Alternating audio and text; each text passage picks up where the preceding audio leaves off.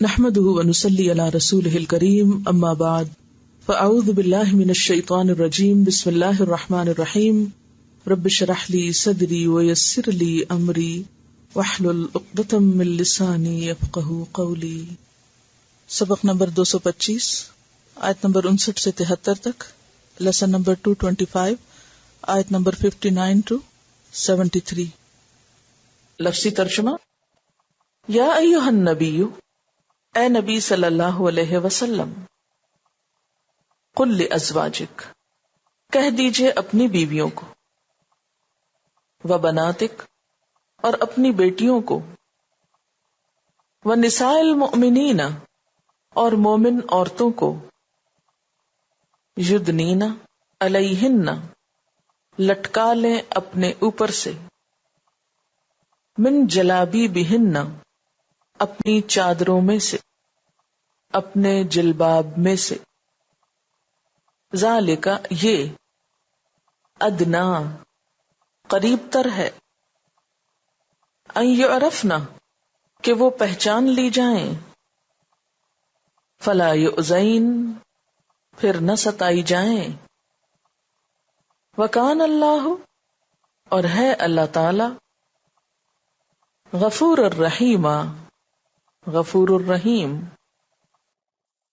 لئن لم، البتہ اگر نہیں، ینتہی، باز آئے، المنافقون، منافقین، والذین، اور وہ لوگ، فی قلوبہم مرض، جن کے دلوں میں بیماری ہے، والمرجفون، اور بری خبریں اڑانے والے، فی المدینۃ، مدینہ میں، لنغرینک، البتہ ہم ضرور پیچھے لگا دیں گے تجھ کو، بہم، ان کے، ثم، پھر، لا یجاورونک، نہ وہ ہمسایہ رہیں گے آپ کے، فیہا، اس میں، الا قلیلا، مگر بہت تھوڑے، ملعونین، لعنت کیے گئے، اینما ثقفوا، جہاں کہیں وہ پائے گئے، اخذوا، پکڑے گئے، وقتلوا تقتیلا، اور قتل کیے گئے، قتل کیا جانا. سنت اللہ، اللہ کا طریقہ ہے، فی الذین، ان لوگوں کے معاملے میں، خلو من قبل، جو گزر چکے اس سے پہلے، ولن تجدا، اور ہرگز نہ تو پائے گا، لسنت اللہ، اللہ کے طریقے کو، تبدیلا، بدلنے والا. یسألک الناس، لوگ پوچھتے ہیں آپ سے، عن الساعہ، قیامت کی گھڑی کے بارے میں، قل، کہہ دیجئے، انما، بے شک، علمہا، علم اس کا، عند اللہ، اللہ کے پاس ہے، وما یدریک، اور کیا چیز بتائے تجھ کو، لعل الساعۃ، شاید کہ قیامت، تکون قریبا، ہو قریب ہی، ان اللہ، بے شک اللہ تعالی، لعن، اس نے لعنت فرمائی ہے، الکافرین، کافروں پر، وأعد لہم، اور تیار کیا ہے ان کے لیے، سعیرا، بھڑکتی ہوئی آگ کو،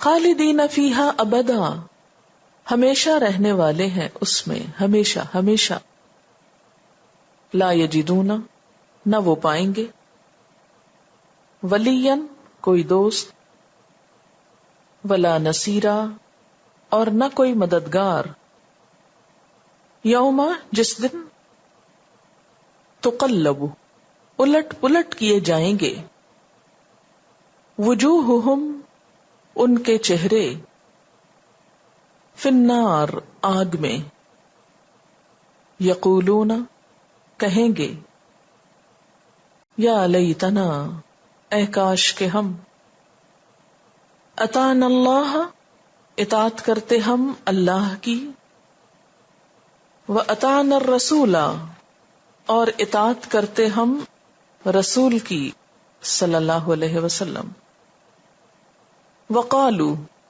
اور وہ کہیں گے، ربنا اے ہمارے رب، انا بے شک ہم نے، اطعنا اطاعت کی ہم نے، سادتنا اپنے سرداروں کی، وکبراءنا اور اپنے بڑوں کی، فأضلونا تو انہوں نے بھٹکا دیا ہم کو، السبیلا اصل راستے سے، ربنا اے ہمارے رب، آتہم دے ان کو، ضعفین 2 گنا، من العذاب عذاب میں سے، ولعنہم اور لعنت فرما ان پر، لعنن کبیرہ لعنت بڑی، یا ایھا الذین آمنو اے لوگو جو ایمان لائے ہو، لا تکونو نہ تم ہو جاؤ، کالذین ان لوگوں کی طرح، آذوا موسیٰ جنہوں نے اذیتیں دی موسیٰ علیہ السلام کو، فبرأہ اللہ تو بری کر دیا اس کو اللہ نے،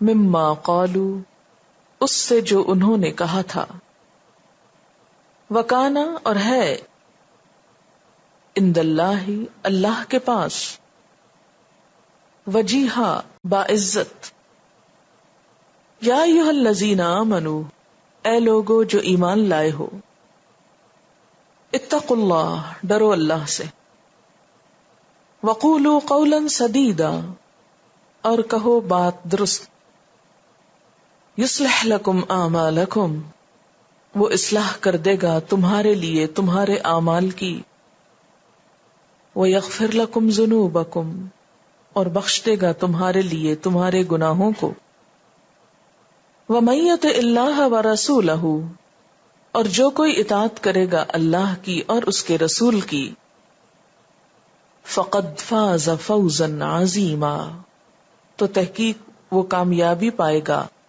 کامیابی بڑی، انا بے شک ہم نے، اردنا پیش کیا ہم نے، الامانۃ امانت کو، علی السماوات والارض آسمانوں اور زمین پر، والجبال اور پہاڑوں پر، فابین تو انہوں نے انکار کر دیا، ان یحملنہا کہ اٹھائیں اس کو، واشفقن اور وہ ڈر گئے، منہا اس سے، وحملہا الانسان اور اٹھا لیا اس کو انسان نے، انہو بے شک وہ، کانا ہے، ظلومن بہت ظالم، جہولا بہت جاہل،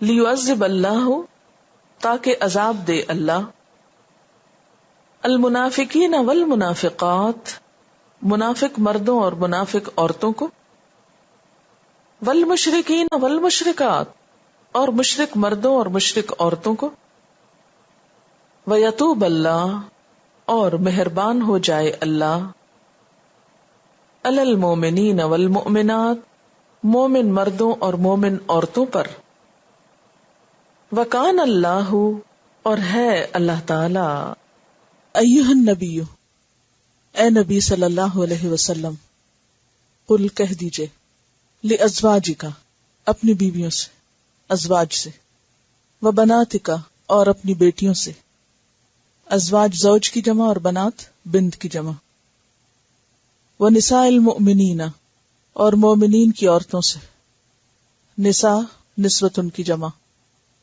اور نسوہ امرأۃ کی جمع، یدنینا نیچے کر لیں، ڈال لیں، علیہن اپنے اوپر سے، من جلابیبہن اپنی چادروں سے.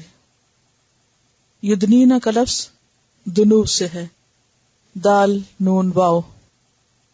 دنوب کا معنی ہوتا ہے قریب کرنا، دنا یدنی قریب ہونے کے معنوں میں آتا ہے. اور ادنا باب افعال سے ہے، قریب کرنا، نیچا کرنا. اور پھر اس کا صلہ الا ہے، یعنی ادنا الا. اور جب الا صلہ ہو تو اس سے مراد ہے اوپر سے ڈالنا یا لٹکانا. من تبعیض کا ہے، یعنی بعض حصہ. جلابیبہن جلابیب جلباب کی جمع ہے، اور جلباب کا روٹ جیم لام بے ہے. جلب کا مطلب ہوتا ہے کھینچنا، اور جلباب کہتے ہیں لمبی چادر کو، بڑی چادر کو. وہ چادر یا وہ لمبا لباس جو عورت اپنے گھر کے کپڑوں کے اوپر گھر سے باہر نکلتے وقت پہنتی ہے.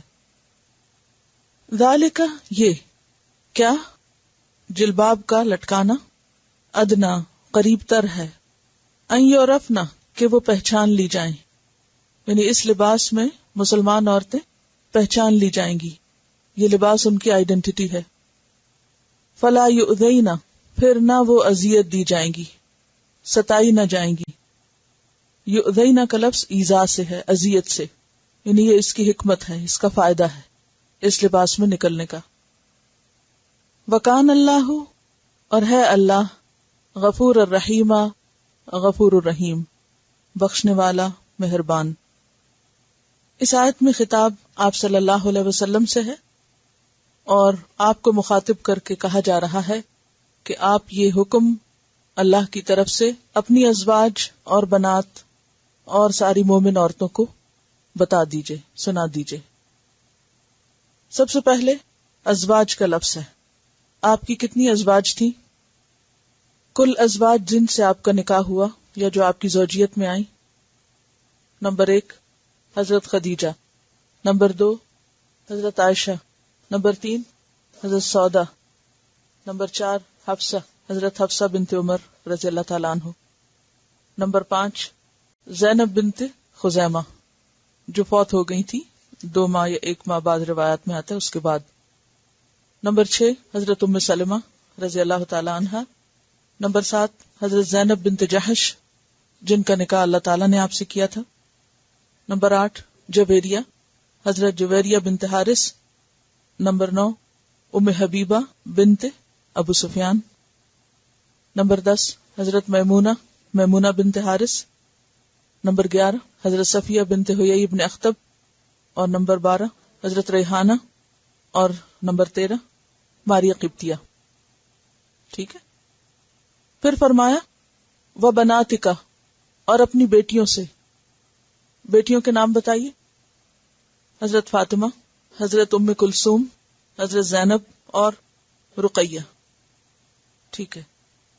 اور جیسا کہ آپ جانتے ہیں کہ بیٹیوں کی بیٹیاں بھی بیٹیوں میں شمار ہوتی ہیں. ٹھیک ہے. تو بیٹیوں کی بیٹیاں جیسے نواسیاں ہوں تو کسی نواسی کا نام آتا ہے آپ کو؟ حضرت امامہ، حضرت امامہ، پھر حضرت ام کلثوم، پھر زینب. اچھا. تو قل ازواجک و بناتک کہہ دیجئے اپنی بیویوں سے، یعنی اپنے گھر سے حکم کا آغاز کیجئے اور اس کے بعد اپنی بیٹیوں سے شروع کیجئے، کیونکہ بیٹی بیوی کے بعد آتی ہے. تو پہلا حکم ازواج کے لیے، اس کے بعد بنات کے لیے، کیونکہ آپ کا گھرانہ کیا ہے، آپ کے گھر سے کیوں آغاز کیا گیا کہ رول ماڈل ہے، اور وہی حکم دوسروں کے لیے زیادہ بہتر طور پر فائدہ مند ہوتا ہے یا مؤثر ہوتا ہے جس پر انسان خود عمل کرے. اور چونکہ یہ خواتین کا معاملہ تھا تو اس لیے آپ کے اہل بیت سے شروع ہوا. وَنِسَاءِ الْمُؤْمِنِينَ اور سارے مومنوں کی عورتیں، سب کی بیویاں بیٹیاں. مومنین کون ہیں؟ کس دور کے مومنین اور کون مومنین؟ مومن میں کون کون شامل ہوتا ہے؟ کسی خاص دور، کسی خاص علاقے اور کسی خاص کلچر کے لوگ، یا کوئی بھی جو دنیا کے کسی بھی حصے میں اللہ پر ایمان لائے اور اس کی کتاب پر اور اس کے رسولوں پر اور یوم آخرت پر، اس کے ملائکہ پر. کون ہوتے ہیں؟ جو بھی شخص ایمان کی شرائط پوری کرے، اور ایمان نام ہے تصدیق کا، یعنی دل سے یقین، زبان سے اقرار اور عمل سے اس کی تصدیق. ان سب کے لیے حکم ہے، اور اس میں کوئی فرق نہیں رکھا گیا کہ کوئی حکم ازواج کے لیے ہے تو عام مومن عورتوں کے لیے نہیں ہے، اور بنات کے لیے ہے تو ازواج کے لیے نہیں، یا باقی مومن عورتوں کے لیے نہیں. سب کو ایک ہی لائن میں رکھا گیا ہے. قل لازواجک وبناتک ونساء المؤمنین، اور یہ کہہ کر کیا حکم دیا گیا؟ یدنین علیہن من جلابیبہن، کہ وہ اپنے اوپر سے اپنے جلابیب کے حصے لٹکایا کریں. ادنا علا کا مطلب ہوتا ہے لٹکانا، دانن کا مطلب ہوتا ہے لٹکنا. قرآن مجید میں جنت کے پھلوں کے لیے آتا ہے قطوفہا دانیہ، پڑھا ہوگا آپ نے، یہ سنا ہوگا. اور اسی طرح جنت کے باغوں کے جو پھل ہیں ان کی صفت بھی بتائی گئی ہے. وَجَنَى الْجَنَّتَيْنِ دان، کیا ترجمہ اس کا؟ جنا یعنی پھل، جنتینی دونوں باغوں کے، دانن لٹکے ہوئے ہوں گے. کبھی لٹکتے ہوئے پھلوں کو دیکھا ہے؟ کیسے لٹکتے ہیں؟ اوپر سے نیچے لٹکتے ہیں. یدنین علیہن، اپنے اوپر سے لٹکائیں، من جلابیبہن، جلابیب میں سے. عورت کا جو لباس ہے اس میں قمیص، شلوار اور خمار، خمار کہتے ہیں دوپٹے کو. اس کے علاوہ عورت کے لباس میں سے جو چیزیں عام طور پر استعمال ہوتی ہیں وہ قمیص، شلوار اور خمار ہوتا ہے جو وہ گھر میں پہنتی ہے. اور یہ معروف لباس ہے، سب کو معلوم ہے. اس کا سائز یا رنگ یا مٹیریل کوئی بھی ہوتا ہے. ہر علاقے کی خواتین اپنی اپنی پسند اور اپنی اپنی چوائس کے مطابق لباس اختیار کرتی ہیں جو گھر میں پہننے کے ہوتے ہیں. اس میں مختلف طرح کے ڈیزائن ہوتے ہیں، مختلف طرح کے سٹائل ہوتے ہیں، اور ہر ایک جگہ کا کلچر الگ ہوتا ہے. اور گھر کے علاوہ جب وہ باہر نکلتی ہے تو باہر نکلنے کا اس کا لباس مزید ہوتا ہے. جیسے عورت کا کفن بھی جو ہے مرتے وقت جب اس کو دفناتے ہیں تو بھی مرد کے مقابلے میں اس کے اوپر ایکسٹرا کپڑا ہوتا ہے.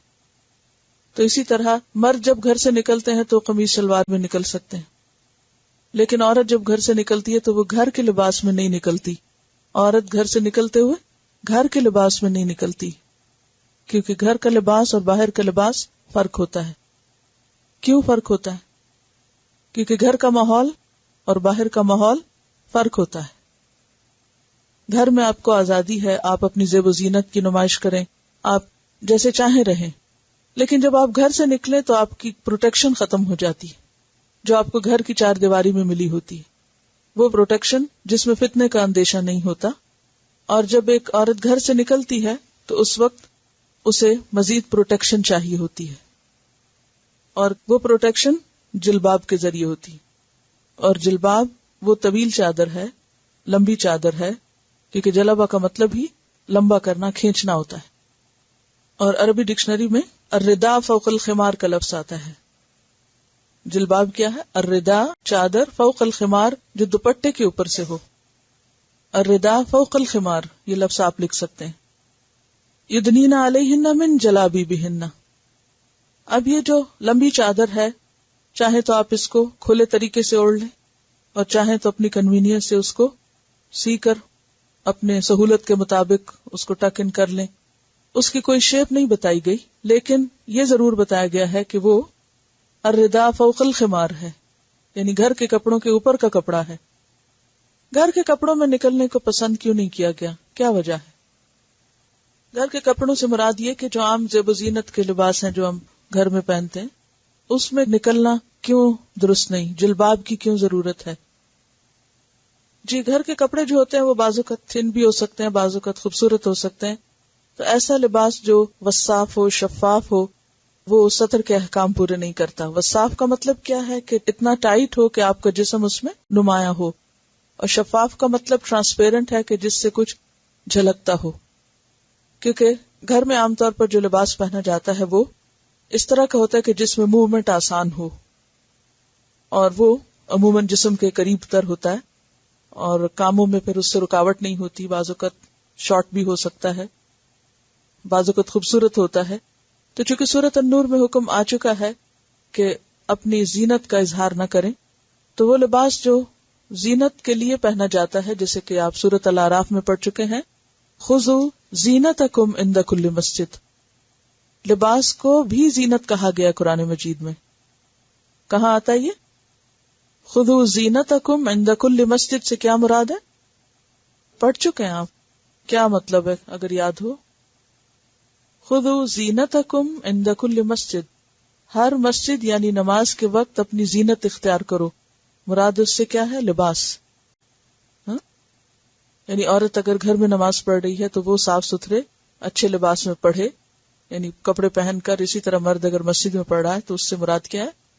مسجد سے مراد ضروری طور پر وہ اصطلاحی مسجد نہیں، یعنی سجدے کا وقت اور مقام مراد ہے، ظرف ہے.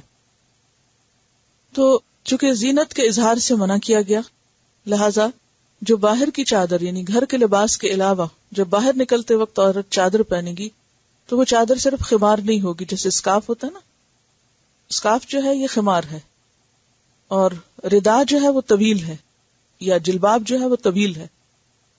اب اس میں سہولت کے لیے بعض اوقات نیچے اوپر الگ الگ اس کو کر لیتے ہیں، لیکن جو اصل مطلوب ہے وہ کیا ہے کہ ایسا کپڑا جو اوپر سے نیچے تک عورت کو اس طرح ڈھانپے کہ جس سے اس کا جسم نمایاں نہ ہو، کیونکہ اس کا جسم جو ہے وہ محاسن میں سے ہے، اٹریکشن کی جگہ ہے، خوبصورتی کی چیز ہے.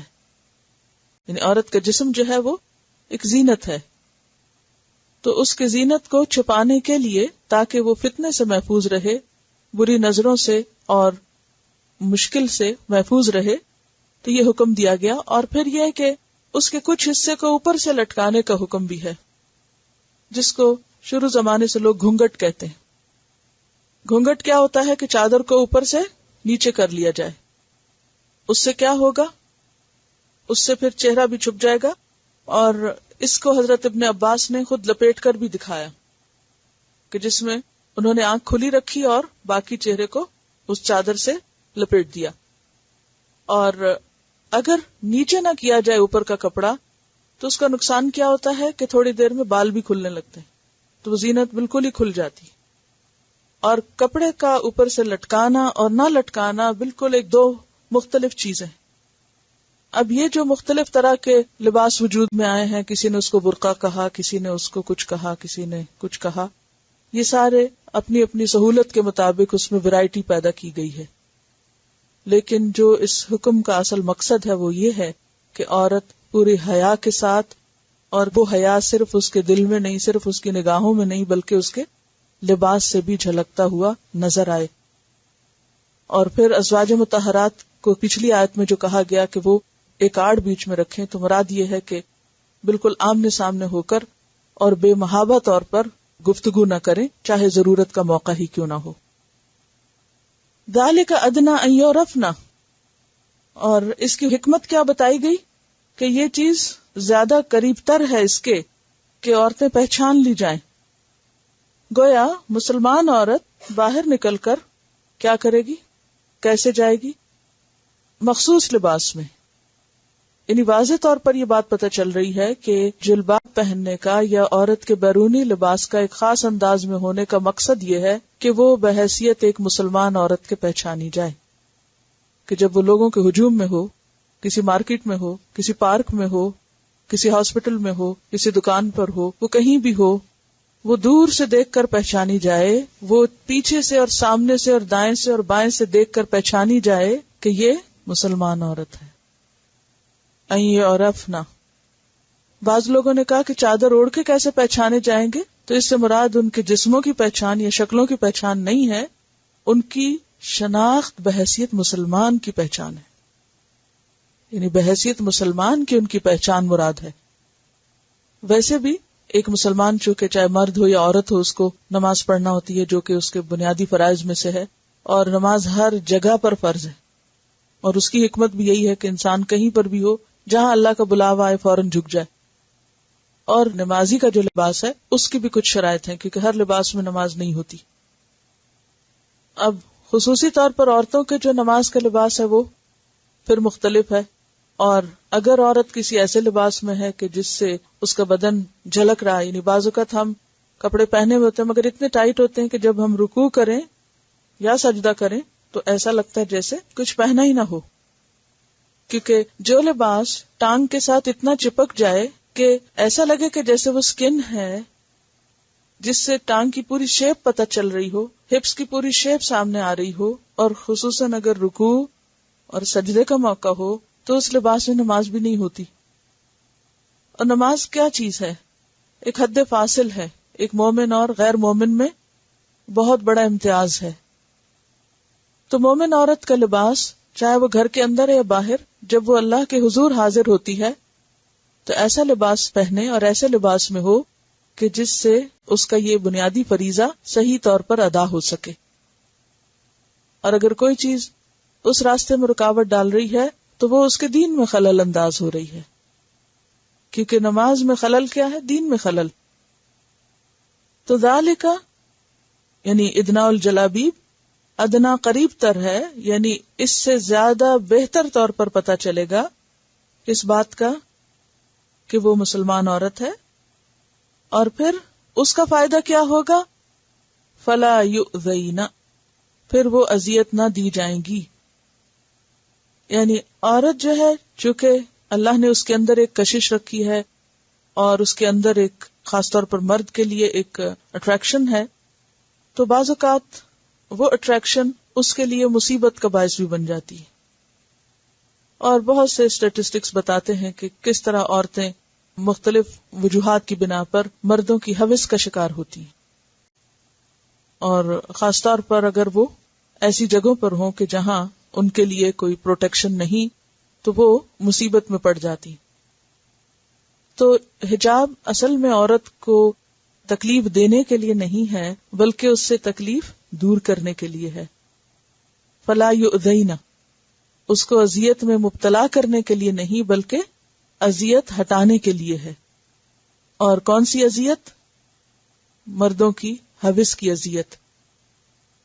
اور اسی لیے ہم دیکھتے ہیں کہ صرف نوجوان عورتیں نہیں بلکہ جو عورتیں بوڑھی بھی ہو چکی ہوں ان کو بھی کیا کہا گیا کہ اگرچہ وہ باہر نکلتے وقت اب طویل چادر کو یا لمبی چادر کو ہٹا سکتی ہیں کہ وہ ان کے لیے بوجھ اٹھانا یا اپنے آپ کو اس طرح ڈھانپنا مشکل ہو جاتا ہے، لیکن اس کے باوجود بھی کیا کہا گیا؟ وَأَن يَسْتَعْفِفْنَ، کہ وہ حیا، عفت اور پاک دامنی سے کام لیں. سورۃ النور کی آیت 60 میں آتا ہے وَالْقَوَاعِدُ مِنَ النِّسَاءِ اللَّاتِي لَا يَرْجُونَ نِكَاحًا فَلَيْسَ عَلَيْهِنَّ جُنَاحٌ أَن يَدَعْنَ ثِيَابَهُنَّ غَيْرَ مُتَبَرِّجَاتٍ بِزِينَةٍ. یہاں بھی آپ کیا دیکھ رہے ہیں حکمت؟ والقواعد کون ہے؟ وہ جو بیٹھ گئی ہیں، اب وہ ان کی موومنٹ ختم ہو گئی ہے. والقواعد من النساء اللاتي لا يرجون نکاحا، یعنی جن کے اندر کسی مرد کے لیے اب نکاح کی رغبت ہی نہیں رہی، یہ ان کے لیے حکم دیا جا رہا ہے. تو وہ عورتیں جو جوان ہوں اور جن کے اندر نکاح کی رغبت ہو ان کا حکم تو پھر ویسے ہی مختلف ہوگا. فَلَيْسَ عَلَيْهِنَّ جُنَاحٌ، تو ان پر کوئی گناہ نہیں، أَن يَدَعْنَ ثِيَابَهُنَّ، کہ وہ اپنا کپڑا اتار دیں. کون سے کپڑے؟ جسم کے کپڑے. یہاں ثوب سے مراد وہی جلباب ہے، بڑی چادر ہے جو وہ گھر سے باہر نکلتے وقت لیتی رہیں، اور اب بڑھاپے کی وجہ سے وہ ان کے لیے مشکل ہو گئی اور ان کے اندر چونکہ اٹریکشن کم ہو گئی. لیکن پھر کہا کہ اس طرح نہیں اتار دیں کہ سب کچھ اتار کے بن سنور کے نکلے. غیر متبرجات بزینہ، خواہ بوڑھی ہو چکی ہو، خواہ نکاح کی عمر گزر چکی ہو کہ کوئی ان کے نکاح کا پیغام بھیج نہیں سکتا، یعنی ان کے اندر کی اٹریکشن بالکل ختم ہو چکی ہے، پھر بھی ان کو اجازت نہیں کہ وہ زینت کا اظہار کریں. وَأَن يَسْتَعْفِفْنَ، اور یہ کہ وہ پاک دامنی اختیار کریں، پاک دامن رہیں، عفت و عصمت سے کام لیں، حیا سے کام لیں. خیر لہن، انہی کے حق میں اچھا ہے. ورنہ تو کیا ہے کہ بعض اوقات بڑھاپے میں بھی خواتین کو ایسی مشکلات کا سامنا کرنا پڑتا ہے. پچھلے دنوں ایک رپورٹ مجھے بھیجی تھی کسی نے کہ جس میں مختلف ہومز کے اندر جو بالکل بوڑھی خواتین ہیں ان کو بھی سیکشلی ابیوز کیا گیا. یعنی اب آپ خود سوچیں کہ ایک عورت جو عمر کے حصے سے گزر چکی، جس کو اپنا ہوش نہیں، اس کو بھی نہیں چھوڑا جا رہا. تو باقیوں کا تو پھر اللہ ہی حافظ ہے کہ اگر وہ اپنے آپ کو پروٹیکٹ نہ کریں تو مردوں کے لیے کس قدر فتنہ ہے. واللہ سمیع علیم، اور اللہ سننے والا ہے، جاننے والا ہے، یعنی سب کچھ دیکھ رہا ہے، سب معلوم ہے اس کو. اور پھر ہم یہ بھی پڑھ چکے ہیں کہ وما کان لمؤمن ولا مؤمنۃ اذا قضى اللہ ورسولہ امرا ان یکون لہم الخیرۃ من امرہم. کسی مومن مرد کے لیے اور کسی مومن عورت کے لیے اس بات کی اجازت نہیں کہ جب اللہ اور اس کا رسول کسی بات کا فیصلہ کر دیں تو پھر اس معاملے میں ان کا کوئی اپنا اختیار باقی رہ جائے. یعنی مومن تو وہ ہوتا ہے کہ جب اس کے سامنے اللہ کا کوئی حکم آتا ہے تو پھر وہ فوراً سر جھکا دیتا ہے. اور اسی لیے شروع میں کیا کہا گیا؟ یا ایھا النبی اتق اللہ ولا تطع الکافرین والمنافقین. عام طور پر جب انسان اللہ کا حکم ماننے لگتا ہے تو بہت سی مشکلات اور بہت سی مخالفتیں سامنے آتی ہیں. ایسے میں ولا تطع الکافرین والمنافقین، کسی کی اطاعت نہیں جائز جہاں اللہ کی اطاعت کا حکم آئے. اور بعض اوقات انسانوں کو پریشان کیا جاتا ہے، تکلیف دی جاتی، ہراس کیا جاتا ہے کہ وہ اللہ کا حکم ماننا چھوڑ دیں. تو ایسے میں نبی صلی اللہ علیہ وسلم کو کیا حکم دیا گیا؟ ودع اذاہم وتوکل علی اللہ. ان کی اذیتوں کی پرواہ نہ کرو اور اللہ پہ بھروسہ رکھو. اور پھر ہم دیکھتے ہیں کہ سورت میں 7 بار اطاعت رسول کا ذکر ہے اور 8 بار اللہ کے ساتھ سچا ہونے کا ذکر ہے. تو جو شخص اپنا معاملہ اللہ کے ساتھ سچا کر لیتا ہے اور جو اللہ کے رسول صلی اللہ علیہ وسلم کی سنت کی اطاعت کرنے لگتا ہے، ان کی پیروی، ان کے ازواج کی پیروی کرنے لگتا ہے، تو اس کا معاملہ اللہ کے سپرد ہوتا ہے. باقی ہرڈلز اور مشکلات اور مخالفتیں اس کو نقصان نہیں دیتی. اس کے برعکس جو لوگ اللہ رسول کو چھوڑ کر اپنے بڑوں کو مانے تو ان کے بارے میں اسی آگے 67 آیت میں آ رہا ہے وَقَالُوا رَبَّنَا إِنَّا أَطَعْنَا سَادَتَنَا وَكُبَرَاءَنَا فَأَضَلُّونَا السَّبِيلَ. یا رب، ہم نے اپنے سرداروں اور اپنے بڑوں کی باتیں مانی تھی جنہوں نے ہمیں پریشرائز کیا. فَأَضَلُّونَا السَّبِيلَ، انہوں نے ہمیں اصل رستے سے بھٹکا دیا. تو راستے واضح ہیں، دونوں احکام سامنے ہیں. ایک طرف معاشرے کا پریشر ہے، لوگوں کی مخالفت ہے، اور دوسری طرف اللہ کا حکم ہے. پھر فرمایا لَئِن لَّمْ يَنْتَهِ الْمُنَافِقُونَ، البتہ اگر نہ باز آئے، نہ رکے منافق. کس بات سے؟ مسلمانوں کو ستانے سے، اور خاص طور پر پچھلی آیت کے کانٹیکسٹ میں مسلمان عورتوں کے باہر نکلنے پر خصوصی طور پر منافقین کی طرف سے چھیڑ چھاڑ اور بعض اوقات ان کا ستانا، اس کی طرف اشارہ ہے. اور ویسے بھی جو عمومی طور پر مسلمانوں کی نبی صلی اللہ علیہ وسلم کی مخالفت تھی، اس کی طرف بھی اشارہ ہے کہ اگر یہ منافق مخالفت رسول سے اور اللہ کے حکم ماننے والوں کو ستانے سے باز نہ آئے، والذین فی قلوبہم مرض، اور وہ لوگ جن کے دلوں میں مرض ہے، یعنی کمزور ایمان والے ہیں. اور مرض کس چیز کا تھا؟ مسلمانوں سے حسد کا، بغض کا، تکبر کا، یعنی جتنی بھی دلوں کی بیماریاں ہوتی ہیں ان سب کی طرف اشارہ ہے. دل کے مرض 2 طرح کے ہوتے ہیں نا، ایک حسی اور ایک مانوی. حسی امراض جیسے ہارٹ اٹیک ہے، اور بھی بہت سے جو آپ کو یاد ہوگا پہلے پارے میں ہم نے اس کی تفصیل پڑھی تھی. اور مانوی امراض کون سے ہوتے ہیں؟ دل کا قلق، حسد، نفرت، بغض، کسی کے اوپر غم، غصہ اور نفرت کے جذبات. یہ کیا ہے؟ یہ قلبی امراض ہیں. تو وہ لوگ جن کے دلوں میں بیماریاں ہیں، کیونکہ جب انسان کے اندر اللہ پر ایمان اور یقین آتا ہے، آخرت کا فکر لگتا ہے، تو پھر اس دل میں لوگوں کی نفرت نہیں رہتی، اس دل میں حسد نہیں رہتا، اس میں تکبر نہیں رہتا. وہ دل اللہ کی محبت سے جب بھر جاتا ہے تو اس کے میل کچیل نکل جاتے ہیں. جس دل میں آخرت کا ڈر آ جاتا ہے، پھر اس دل میں چھوٹی چھوٹی باتوں پر لوگوں سے غصہ اور نفرت ختم ہو جاتی ہے. لیکن جب انسان کے اندر دنیا کی محبت ہوتی ہے تو اس دنیا میں جو بھی رکاوٹ ڈالے پھر وہ انسان کے لیے قابل نفرت ٹھہرتا ہے. تو چونکہ نبی صلی اللہ علیہ وسلم جو دین لائے تھے اس سے ان منافقین کی دنیا میں خلل پڑ رہا تھا، تو وہ آپ کو ستانے پہ تلے ہوئے تھے. فرمایا اور وہ لوگ جن کے دلوں میں مرض ہے، والمرجفون، اور جھوٹی خبریں پھیلانے والے. مرجف کا لفظ جو ہے یہ رجف سے ہے، را جیم فے. رجف کا معنی ہوتا ہے شدید اضطراب. رجفن شدید اضطراب. رجفان کہتے ہیں شدید زلزلے کو. رجفہ زلزلہ. بعض خبریں اور بعض باتیں ایسی ہوتی ہیں کہ جو ایک سوسائٹی کو ہلا کے رکھ دیتی ہیں. جیسے حضرت عائشہ رضی اللہ تعالی عنہا پر جو الزام لگا تھا وہ بھی اسی قسم کی خبروں میں سے تھا جس نے سب کو ہلا کے رکھ دیا تھا. کچھ باتیں ہوتی نا جو ناقابل یقین ہوتی، آپ ان کو مان نہیں سکتے کہ یہ تو ہمیں یقین نہیں آتا کہ ایسے کبھی ہو سکتا ہے. تو مرجفون جو تھے مدینہ میں یہ دراصل منافقین ہی تھے جو کیا کر رہے تھے، طرح طرح کی افواہیں پھیلاتے تھے جس سے مسلمانوں کے حوصلے پست ہوں. کبھی کہتے مسلمانوں کا فلاں دستہ فلاں جگہ مارا گیا، کبھی کہتے فلاں دشمن حملہ کرنے والا ہے، کبھی کسی قسم کا خوف پھیلا دیتے.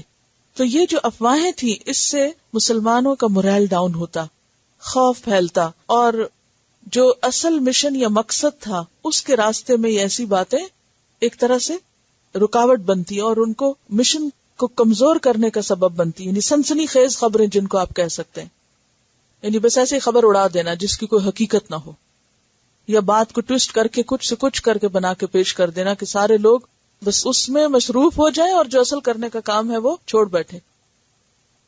آج بھی آپ دیکھیں کہ جب ایسی باتیں پھیلائی جاتی ہیں میڈیا کے ذریعے تو لوگ اپنے کام کاج چھوڑ دیتے ہیں، جو اصل کرنے کا کام ہے وہ بھول جاتے ہیں اور ان خبروں پر یقین کر کے ان کے پیچھے کیا کرتے ہیں، ساری توجہ لگا دیتے ہیں اور سارا وقت اسی پہ لگا دیتے ہیں.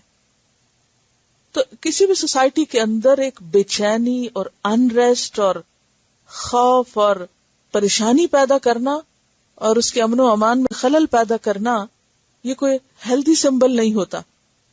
تو اسی لیے یہاں پر روکا گیا کہ وہ باز آ جائیں. یہاں ایک طرح سے وارننگ ہے، اگر باز نہ آئے تو دیکھنا پھر کیا ہوتا ہے.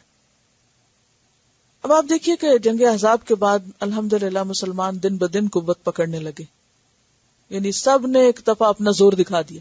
احزاب میں کیا ہوا تھا، چاروں طرف سے لوگ آ کے حملہ آور ہو گئے تھے، اور جب اس میں انہیں کچھ نہیں ملا تو اس کے بعد ان کی ہمتیں ٹوٹ گئیں. اور پھر اس کے بعد اگلے سال مزید کامیابی ہوئی. پھر صلح حدیبیہ کے موقع پر صلح کی وجہ سے امن ہوا اور دن بدن اسلام کو ترقی ہونے لگی. اور پھر یہاں ایک طرح سے ابتدائی وارننگ ہے کہ اگر تم باز نہ آئے تو پھر تمہارے ساتھ اچھا نہ ہوگا. اور پھر ہم دیکھتے ہیں کہ آخر میں جب 9 ہجری میں اور 10 میں سورۃ التوبہ کی آیات آئیں اور اس موقع پر پھر آخری وارننگز دی گئی. تو یہاں ان کو متنبہ کیا جا رہا ہے کہ منافق اور وہ لوگ جن کے دلوں میں بیماری ہے اور سنسنی خیز خبریں پھیلانے والے فی المدینۃ، مدینہ میں، اور مدینہ سے مراد یہاں طیبہ ہے. لنغرینک، ہم ضرور مسلط کر دیں گے تجھ کو، بہم ان پر. نغرین کا لفظ جو ہے یہ غین رے واو سے ہے، اور غری یا بے کا مطلب ہوتا ہے کسی کے ساتھ چمٹ جانا. غرا کا مطلب ہوتا ہے لگانا، ابھارنا. لنغرینک بہم، ہم ضرور آپ کو ان کے پیچھے لگا دیں گے، ان پہ مسلط کر دیں گے تاکہ آپ ان کی خبر لے سکیں. ثم لا یجاورونک، پھر وہ نہ تیرے پڑوس میں رہ سکیں گے. یجاورون کا لفظ جو ہے یہ جیم واو رے سے ہے، جوار پہ کہتے ہیں پڑوسی کو. یعنی پھر یہ مدینہ میں نہ رہ سکیں گے بلکہ یہاں سے جلا وطن کر دیے جائیں گے. فیہا، اس میں، یعنی ایسے لوگ جوار رسول سے، رسول کے پڑوس سے محروم کر دیے جائیں گے، بہت بڑی نعمت سے محروم ہو جائیں گے. کسی شخص کی اس سے بڑی کیا سعادت ہو سکتی ہے، خوش قسمتی ہو سکتی ہے کہ اسے نبی صلی اللہ علیہ وسلم کے قریب رہنے کا موقع ملے. اپنے آپ کو تصور کیجئے کہ کسی بھی قیمت پر چھوڑنا چاہیں گے. اور اس میں ہم دیکھتے ہیں کہ بعض صحابہ بھوک سے تڑپ رہے ہوتے تھے لیکن آپ کے پاس سے اٹھ کے نہیں جاتے تھے کہ مزید حاصل کر لیں جو کچھ بھی ہے. اور خاص طور پر وہ جو بعد میں شریک ہوئے تھے، بعد میں مسلمان ہوئے یا بعد میں آخری ادوار میں ہجرت کر کے آئے، جن میں اصحاب صفہ شامل ہیں، کہ جو دن رات اس کام میں لگے رہتے تھے کہ جو کچھ آپ سے سیکھ سکیں سیکھ لیں تاکہ پھر بعد کے لوگوں کو وہ پہنچا سکیں. تو کس قدر بدقسمت ہوں وہ لوگ کہ جن کو مدینہ میں رہنے کا موقع ملا ہوا اور وہ ایسی حرکتیں کر کے اپنے آپ کو اتنی بڑی سعادت سے محروم کر لیں. ثم لا یجاورونک فیہا، پھر یہ تمہارے پڑوس میں نہ رہ سکیں گے. الا قلیلا، مگر بہت کم. بہت کم سے مراد یہاں ایک تو ان کی تعداد میں کمی مراد ہے کہ اکا دکا ہی کوئی رہ جائے گا، اور دوسرے وقت میں کمی، یعنی بہت تھوڑے دن کے لیے یا تھوڑے عرصے کے لیے، اس کے بعد ان کو یہاں سے نکلنا ہوگا. اور ہم دیکھتے ہیں کہ کچھ عرصے کے بعد کچھ قبائل کو جلا وطن کر دیا گیا تھا. ملعونین، لعنت زدہ ہیں، مسچف پھیلانے والے، رحمت سے دور ہیں. تو یہاں کون کون سے عمل قابل لعنت قرار پائے؟ نمبر 1 منافقت، نمبر 2 دلوں کے امراض والے، قلبی مریض، اور نمبر 3 سنسنی خیز جھوٹی خبریں افواہیں پھیلانے والے. اینما ثقفوا، جہاں کہیں وہ پائے جائیں. جہاں کہیں سے مراد خشکی میں، سمندر میں، ہوا میں، فضا میں، پہاڑوں میں، کہیں بھی ملیں. اخذوا، پکڑے جائیں. وقتلوا، اور قتل کیے جائیں. تقتیلا، قتل کیا جانا. اور قتلوا تقتیلا جو ہے یہ مبالغے کا صیغہ ہے، یعنی نبی صلی اللہ علیہ وسلم سے یہ کہا جا رہا ہے کہ شر پسند اگر اب ایسی حرکتوں سے باز نہیں آئیں گے تو پھر دنیا میں بھی رحمتوں سے محروم ہو جائیں گے. اور ان میں خاص طور پر آپ صلی اللہ علیہ وسلم اگر زندہ رہے تو آپ کی صحبت اور آپ کی ہمسائیگی سے محروم، اور اگر کسی فتنے فساد میں رنگے ہاتھوں پکڑے گئے تو جان سے ہاتھ دھو بیٹھیں گے. اور بالآخر ایسا ہوا کہ جو لوگ باز نہ آئے وہ وقت کے ساتھ ساتھ خود نقصان اٹھاتے گئے. سنت اللہ، اللہ کا طریقہ ہے. سنت اللہ، اللہ کا طریقہ. اور سنت بھی 2 طرح کی ہوتی ہے نا، ایک شرعی ہوتی ہے اور ایک عرفی، یعنی عام معروف طریقے جو ہوتے ہیں، جس کو آپ عام طور پہ لا آف نیچر کہتے ہیں. کیونکہ کوئی بھی چیز جب بگڑ جائے تو اس کا انجام کیا ہوتا ہے؟ کوئی بھی جو ظلم کرے، فساد کرے، خرابی کرے، تو وہ کسی دوسرے کی بجائے سب سے زیادہ خود کو نقصان دیتا ہے. مثلاً ایک چور اگر چوری کرتا ہے تو ہو سکتا ہے وقتی طور پہ وہ نہ پکڑا جائے، لیکن ایسا نہیں ہوتا کہ وہ ہمیشہ بچ جائے. اور اگر اس کی چوری عیاں ہو جائے تو کیا ہوتا ہے؟ اس کے اپنے لیے نقصان دہ ہوتا ہے. کوئی قاتل ہے، کوئی مفسد ہے، کوئی بھی ہے. سنت اللہ، اللہ کا طریقہ ہے. کیا طریقہ ہے؟ کہ اس نے ہر ایک کو آزادی دی ہے کہ ہر ایک اپنی مرضی سے، اپنی آزادی سے جو کام کرے سو کرے. لیکن جب وہ ایک خاص لمٹ کو پار کر جاتا ہے تو پھر اللہ تعالیٰ اس زمین پر ایک بیلنس قائم کرتا ہے اور مفسدین کو پکڑ لیتا ہے. یہ اللہ کا ہمیشہ سے طریقہ رہا ہے. جب بھی کسی زمین پر فساد اور ظلم کی حد ہو جاتی ہے تو پھر اس کی ایک لمٹ ہوتی ہے. اس لمٹ کے بعد آگے نہیں بڑھنے دیا جاتا. جیسے فرعون کی مثال آپ لیں، عاد اور سمود کی مثال لیں. یہ اللہ کا طریقہ رہا ہے. آپ صلی اللہ علیہ وسلم کے مخالفین مکہ میں جو تھے، پھر مدینہ میں جو تھے، تو جب ان کو مسلسل مہلت دی گئی لیکن وہ باز نہیں آئے تو پھر کیا ہوا؟ آخر میں ختم کر دیے گئے. اس میں نبی صلی اللہ علیہ وسلم کو تسلی بھی دی جا رہی کہ وہ لوگ جو آپ کی مخالفت کرتے ہیں آپ ان کی فکر نہ کریں، کیونکہ پیچھے کہا گیا نا دعاہم، ان کی مخالفتوں کی پرواہ نہ کریں، ان سے اللہ نبٹ لے گا. اور یہاں اعلان کروایا گیا کہ ان کو بتا دیں کہ باز آ جائیں، اگر باز نہیں آئے تو پھنس جائیں گے. اور یہ بھی اللہ کی رحمت ہے کہ پکڑنے سے پہلے بندوں کو کیا کرتا ہے؟ وارن کرتا ہے، مہلت دیتا ہے، ہلاتا ہے ان کو کہ باز آ جاؤ. سنت اللہ فی الذین خلو من قبل، یہ اللہ کا طریقہ رہا ہے ان لوگوں میں جو اس سے پہلے گزر چکے. خلو من قبل یعنی پچھلے انبیاء کی امتوں میں سے بھی جو ایسے لوگ تھے وہ اپنے انجام کو پہنچے. وَلَن تَجِدَ لِسُنَّتِ اللَّهِ تَبْدِيلًا، اور ہرگز نہ تم پاؤ گے اللہ کی سنت میں کوئی تبدیلی. اللہ کی سنت میں ہرگز کوئی تبدیلی نہ پاؤ گے. کس سنت میں تبدیلی نہ پاؤ گے؟ کون سا قانون نہیں بدلے گا اللہ کا؟ کہ ظالم کا حساب دنیا میں بھی ہوگا. ظالم کو مہلت ملتی ہے، وقت ملتا ہے، لیکن کھلی چھٹی نہیں ملتی. ایک وقت آتا ہے کہ ظلم اپنی موت آپ مرتا ہے، وہ اپنے خلاف ہی ظلم ہوتا ہے. کسی پہ بھی ظلم دراصل خود پر ظلم ہوتا ہے. چنانچہ آیت میں حکم دینے کے بعد فرمایا کہ وَكَانَ اللَّهُ غَفُورًا رَحِيمًا، تو کیا یہ اس لیے ہے کہ یہ اللہ کی رحمت ہے کہ اس نے ہمیں ایسا حکم دیا؟ جی ہاں، اس لیے بھی ہے، اور یہ بات بھی ہے کہ جو اس آیت پر عمل کرے گا وہی مغفرت اور رحمت کا مستحق ہوگا. یہ ان کی بات سن لیتے ہیں.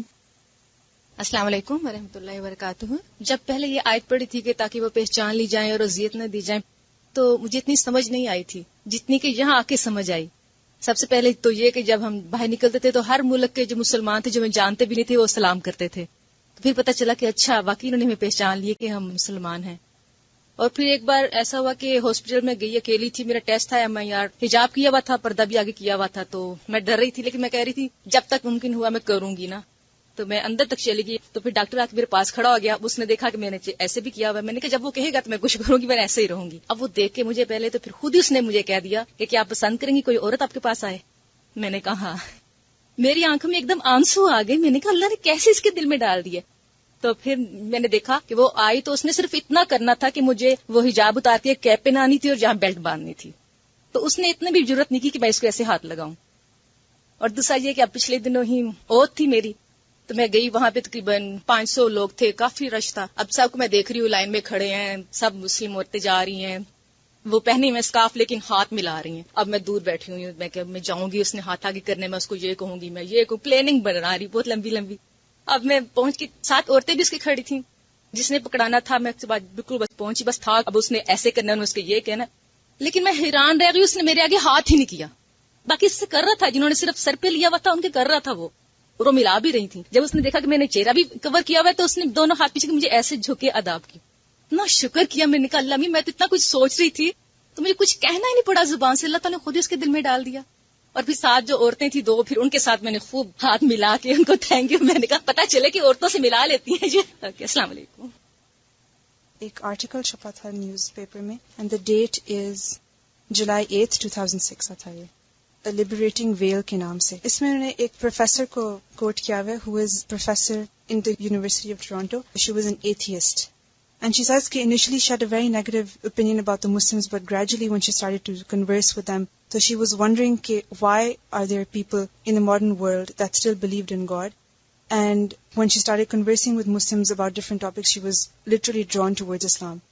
And with her conversations and her own study, she realized that hijab was a compulsion in Islam. And she felt کہ وہ آہستہ آہستہ اسلام کی طرف اتنی جا رہی تھی کہ she was literally being drawn towards it. Then she married a Muslim, and after 1.5 years she embraced Islam. And she said کہ جب میں نے اسلام قبول کیا تو I was very depressed because I would have to wear hijab because I believed it was obligatory. And she said کہ I was a very strong feminist, but gradually 1.5 سال کے بعد انہیں حجاب پہننا شروع کر دیا.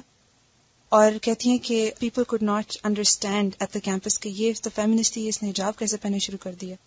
But she says کہ I explained the hijab as a release from the pressures of the consumer capitalist society that we live in. By covering up, I felt liberated from those pressures. I didn't have to be thin. I didn't have to be beautiful. My beauty was now a private thing. It was not for public consumption. And she said that it gives me more courage and confidence as a woman. اور حیرت کی بات یہ ہوتی ہے کچھ لوگوں پہ کہ وہ کسی محفل میں ہوتے ہیں تو کسی اور رنگ میں، کسی دوسری میں ہوتے ہیں تو دوسرے رنگ میں، تیسرے میں ہوتے ہیں تو تیسرے رنگ میں. وہ یہ نہیں سوچتے کہ اللہ ہر جگہ موجود ہے. انسانوں سے ڈرتے ہیں، انسانوں سے پردہ کرتے ہیں، اللہ سے نہیں ڈرتے، اللہ سے نہیں شرماتے. اس طرح کے تضاد بھی بہت پائے جاتے ہیں، اور بعض اوقات خود بھی لوگ محسوس نہیں کرتے کہ یہ تضاد ہے، کہ کہیں انسان کا بیہیویئر کچھ ہو اور کہیں کچھ اور ہو. اصل بات یہ ہے کہ اللہ کا حکم تو بالکل واضح اور صاف ہے، لیکن جب ہمیں اللہ کا حکم نہیں ماننا ہوتا، کبھی ہم مردوں کو بیچ میں لے آتے ہیں، کبھی ہم ہسٹری کو لے آتے ہیں، کبھی ہم عرب کلچر کو بلیم کرنے لگتے ہیں کہ اس کی وجہ سے مسلمانوں نے یہ سب کچھ اختیار کر لیا، یا کوئی اور ریزنز دینے لگتے ہیں کہ ہاں اس میں تو بہت اختلاف ہے اور اسکالرز کی اوپینینز بہت ڈیفرنٹ ہیں. یہ سب باتیں اس وقت ہوتی ہیں جب ہم بات ماننا نہیں چاہتے، ورنہ مقصد اور وجہ بھی صاف ظاہر ہے. کیا کیا حکمتیں ابھی تک آپ کو پتہ چلی ہیں جو اللہ سبحانہ وتعالی نے فرمائی ہیں کہ یہ دلوں کی پاکیزگی کا ذریعہ ہے, یہ حفاظت کا ذریعہ ہے, عفت و عصمت کو مینٹین کرنے کا ذریعہ ہے. جب حکمت صاف ظاہر ہے تو اس کے بعد مختلف قسم کی بحثیں کرنا جو ہے میرے خیال ہے اپنے آپ کو دھوکہ دینے والی بات ہے. اس کا لفظی ترجمہ پڑھیے ان آیات کا اور اس کے اوپر خود سوچئے کہ عمل کیسے ہو سکتا ہے. کل سبق یاد کر کے آئیے, پھر مزید کل بات کریں گے اس پر, ٹھیک ہے؟ کیونکہ جب تک آپ خود نہیں سمجھیں گی تو کسی اور کی دلیل آپ کو نہیں سمجھا سکتی. انہی الفاظ میں حکم واضح ہے. اوکے, آگے چلتے ہیں. یسألک الناس, سوال کرتے ہیں آپ سے لوگ. کس سے سوال کرتے ہیں؟ رسول اللہ صلی اللہ علیہ وسلم سے. الناس سے مراد سب لوگ ہیں, خاص طور پر اہل مکہ اور پھر اہل مدینہ میں سے یہود وغیرہ. عن الساعۃ, قیامت کے بارے میں. اہل مکہ تو سوال کرتے تھے انکار کرنے کے لیے, مذاق اڑانے کے لیے, اور یہود یا اہل کتاب سوال کرتے تھے آپ کا امتحان لینے کے لیے, کیونکہ وہ خود بھی مانتے تھے, تو یہ جاننے کے لیے کہ آپ سچے پیغمبر ہیں یا نہیں اور آپ کیا کہتے ہیں. کس کے بارے میں؟ عن الساعۃ, قیامت کے بارے میں, اس گھڑی کے بارے میں. ساعت گھڑی کو کہتے ہیں, وہ گھڑی جس میں قیامت قائم ہوگی, جب یہ زندگی ختم ہوگی اور ہمیشہ کی زندگی شروع ہوگی. قل, کہہ دیجئے, انما, بے شک, علمہا, اس کا علم. کس کا؟ اس گھڑی کا, اس قیامت کا. عند اللہ, اللہ کے پاس ہے, کسی اور کو پتا نہیں, حتیٰ کہ ملائکہ مقربین کو بھی نہیں پتا. وما یدریکا, اور کون بتائے تجھ کو. ادرا, یدری, ادرا کا مطلب ہوتا ہے واقف کرنا, بتانا, درایت بھی اسی سے ہے. اور کون بتائے تجھ کو. لعل الساعۃ, شاید کہ قیامت, تکون قریبا, قریب ہی ہو. کیا خبر قیامت قریب ہی آ چکی ہو.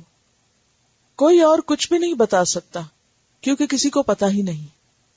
اور ہر شخص کی قیامت کب ہے؟ جس کی موت آ گئی اس کی قیامت آ گئی. اور ہم میں سے کس کو اپنی موت کا پتا ہے کہ کب آئے گی؟ کسی کو بھی نہیں پتا. کسی بھی لمحے آ سکتی ہے نا. ایک چھوٹا سا ڈس آرڈر برین میں, ہارٹ میں, بلڈ میں کہیں ہو جائے, کسی بھی وقت کوئی ختم ہو سکتا ہے. موت تو جوتی کے تسمے سے بھی زیادہ قریب ہے انسان کے. تو تم اس خاص بڑے دن کی تاریخ پوچھتے ہو اور یہ بھول جاتے ہو کہ وہ تو قریب ہی ہے. من مات قامت قیامتہ, اور جیسے سورۃ الانبیاء کی پہلی آیت میں آیا, اقترب للناس حسابہم وہم فی غفلۃ معرضون, کہ لوگوں کے حساب کا وقت ان کے قریب آ گیا اور وہ ہیں کہ غفلت میں پڑے ہوئے ہیں, بھولے ہوئے ہیں. قیامت جو کہ ایک حقیقت ہے, اس کے بارے میں یہ سوال کیوں کیے جاتے تھے کہ وہ کب آئے گی؟ یہ سوال بھی اس لیے کیے جاتے تھے کہ کوئی طریقہ ہو کہ نہ ہی آئے. کاش یہ بات جھوٹ ہو. اور زیادہ سوال کرنے کا مطلب اور مقصد کیا تھا؟ کہ کسی طرح شاید ٹل جائے حجت بازی سے. تو یہ ٹلنے کی نہیں, یہ تو آنے کی چیز ہے, آ کر رہے گی اور قریب ہی ہے. ایک اور صورت میں بھی آتا ہے, اقتربت الساعۃ وانشق القمر, قیامت قریب آ گئی اور چاند پھٹ گیا, دو ٹکڑے ہو گیا. آپ صلی اللہ علیہ وسلم نے بھی فرمایا, بعثت انا والساعۃ کہاتین, میں اور قیامت یوں ساتھ ساتھ ہیں, دو انگلیوں کو قریب کر کے بتایا. کوئی وقفہ ہی نہیں بیچ میں, کوئی زیادہ دیر نہیں لگے گی. اصل بات یہ ہے کہ قیامت کا ذکر سن کے انسان کو اپنی فکر کرنی چاہیے, ڈرنا چاہیے.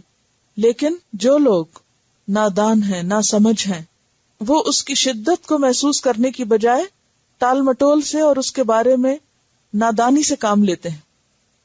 اللہ نے تو اس لیے چھپایا تھا کہ انسان ہر وقت تیار رہے.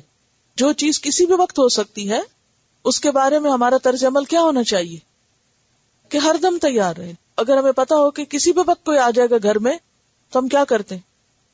گھر میں سٹاک رکھتے ہیں نا, کہ کسی بھی وقت کوئی آ جائے تو ہم اس کے لیے پریپیئرڈ ہوں. کوئی بھی ایسی زندگی میں چیز جس کے بارے میں آپ کو یہ کہا جائے اینی ٹائم, جیسے ایک عورت اس کا بچہ پیدا ہونا ہوتا ہے اور ڈاکٹرز اس کو بتا دیں کہ اب اس ہفتے میں یا اس دن میں کسی بھی وقت یہ ہو سکتا ہے، تو وہ کیا کرتی؟ تیاری رکھتی کہ اینی ٹائم. اور اس میں بھی کچھ وقت لگ جاتا ہے، لیکن قیامت تو آئی تو کچھ بھی وقت نہیں لگے گا، اور موت آتی ہے تو بعض اوقات لمحوں کی بات ہوتی ہے. تو اللہ سبحانہ تعالیٰ نے اس کا علم اپنے پاس رکھا. ان اللہ عندہ علم الساعہ، سورۃ لقمان 34.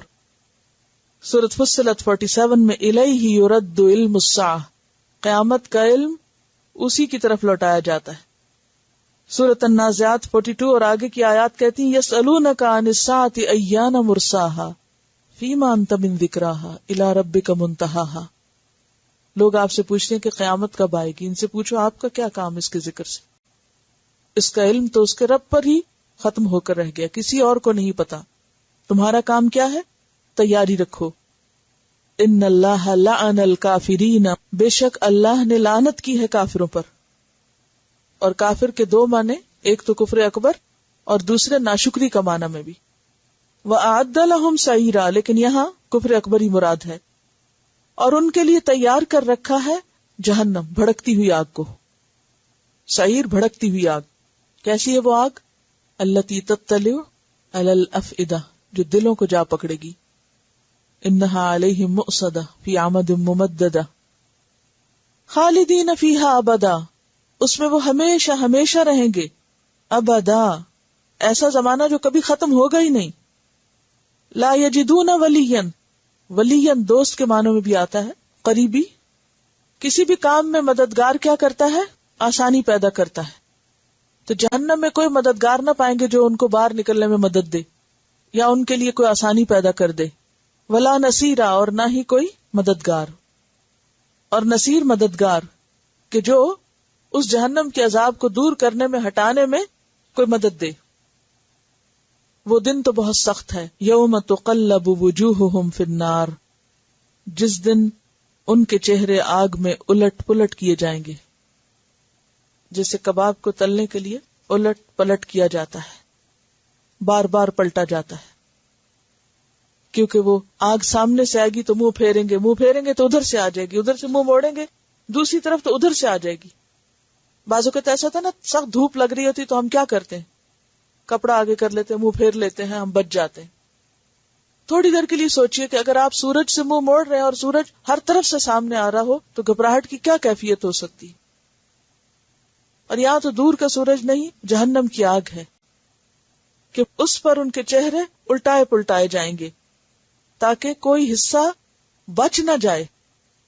یقولون، اس وقت ان کے منہ پہ کیا ہوگا؟ وہ کہیں گے یا لیتنا، اے کاش کے ہم، یا رب کاش کے ہم، یہ حرف تمنا ہے لیتا.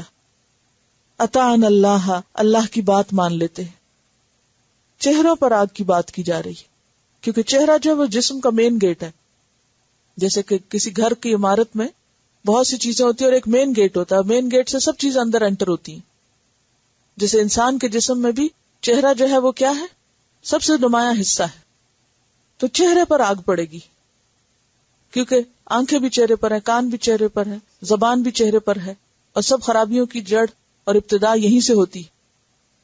لہذا جہاں سے خرابی کا آغاز ہوگا اسی جگہ کو زیادہ جلایا بھی جائے گا. یا لیتنا اطعنا اللہ، اس وقت کہیں گے کاش اللہ کی بات مان لیتے. واطعنا الرسول، اور رسول کی اطاعت کرتے ہم. اللہ کے ساتھ رسول کی اطاعت کا بھی ذکر ہے. اور ہر قوم کے لوگ اپنے اپنے رسول کا ذکر کریں گے. امت موسیٰ علیہ السلام کی اطاعت کی بات کریں گے، امت عیسیٰ اسی طرح، امت محمد صلی اللہ علیہ وسلم، اور آپ کے بعد ساری دنیا کے لوگ. اس وقت وہ حسرت کریں گے، معذرت کریں گے، افسوس کریں گے، تمنا کریں گے، اے کاش کہ ہم اللہ رسول کی بات مان لیتے. وقالو، اور وہ کہیں گے ربنا، اے ہمارے رب، انا اطعنا سادتنا وکبراءنا، بے شک ہم نے اطاعت کی یا ہم اطاعت کرتے رہے اپنے سرداروں کی. سادہ سید کی جمع ہے، سردار، لیڈرز دنیاوی اعتبار سے. وکبراءنا، اور اپنے بڑے، کبیر کی جمع ہے، دینی رہنما یا خاندان کے بڑے. کبراء کس کی جمع ہے؟ کبیر کی. اور کبیر سے مراد بڑا، یعنی جو رشتے میں بڑا، خاندان میں بڑا، یا دینی رہنما یا کوئی استاد یا کسی بھی اعتبار سے جس کو انسان بڑا سمجھے، جس کی بڑائی دل میں بیٹھی ہوئی ہو، جس سے انسان مروب ہو. ہم نے اپنے بڑوں کی بات مان لی. اب بڑا کوئی بھی ہو سکتا ہے نا، ہر انسان کے لیے اس کا بڑا مختلف ہوتا ہے کہ جس کے دباؤ میں آ کے وہ اللہ رسول کا حکم چھوڑ دے. کیونکہ اکثر نافرمانی کی وجہ کیا ہوتی ہے؟ کبر، خواہ اپنا کبر ہو اور خواہ کسی اور کی بڑائی انسان کو مجبور کیے ہوئے ہو. اور بڑائی کے کئی اسباب ہوتے ہیں نا. بعض اوقات کوئی چیز سائز میں بڑی ہوتی ہے تو اس سے انسان مروب ہوتا ہے، ہیوج ہے، بہت بڑی بلڈنگ کو دیکھتا ہے مروب ہو جاتا ہے. بعض اوقات کسی کا مرتبہ اور مقام، کہ کوئی بہت بڑا جرنیل ہے یا کوئی بہت بڑا عہدے والا شخص ہے جس کی بہت بڑی اتھارٹی ہے، روب ہے، تو اس سے انسان مروب ہو جاتا ہے. بعض اوقات کوئی مال میں بڑا ہوتا ہے، جیسے قارون تھا، اسے دیکھ کے لوگ بڑے مروب ہوئے. بعض اوقات کوئی علم میں رنگا رنگ کی ڈگریاں ہوتی ہیں اور رنگا رنگ کے نام ہوتے ہیں کہ جو کبھی سنے نہیں ہوتے، تو لوگ سن کے ایک دم مروب ہو جاتے ہیں، معلوم نہیں کسی نے کیا کچھ سیکھ رکھا ہے. اسی طرح بعض چیزیں ذمہ داری کے اعتبار سے بڑی ہوتی ہیں. تو کوئی کسی بھی اعتبار سے بڑا ہو، چاہے کوئی سائز میں ہو یا مرتبے میں ہو، مقام میں ہو، علم میں ہو، مال میں ہو، کسی بھی طرح بڑا ہو، اگر کوئی شخص اللہ رسول کے مقابلے میں اس کی بات مانتا ہے تو وہ اپنا ہی نقصان کر رہا ہے. ہم بڑوں کی کیوں مانتے؟ اصل میں انسان مانتا ہی اس کی جس کو اپنے سے بڑا سمجھے، جس کو اپنے سے چھوٹا سمجھے اس کی تو نہیں مانی جاتی. تو قیامت کے دن لوگ جب سزا پائیں گے تو اس وقت کیا کہیں گے؟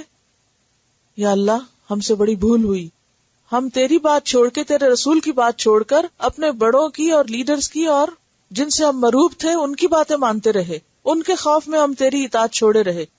فَأَضَلُّونَ السَّبِيلَ، انہوں نے ہم کو اصل راستے سے بھٹکا دیا، سبیلا، ہدایت سے، حق سے بھٹکا دیا.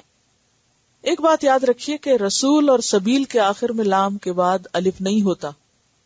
ایسا ہی ہے نا، رسول کے آگے الف تھوڑی ہوتا ہے اور سبیل کے آگے بھی لکھنے میں الف تھوڑی ہوتا ہے.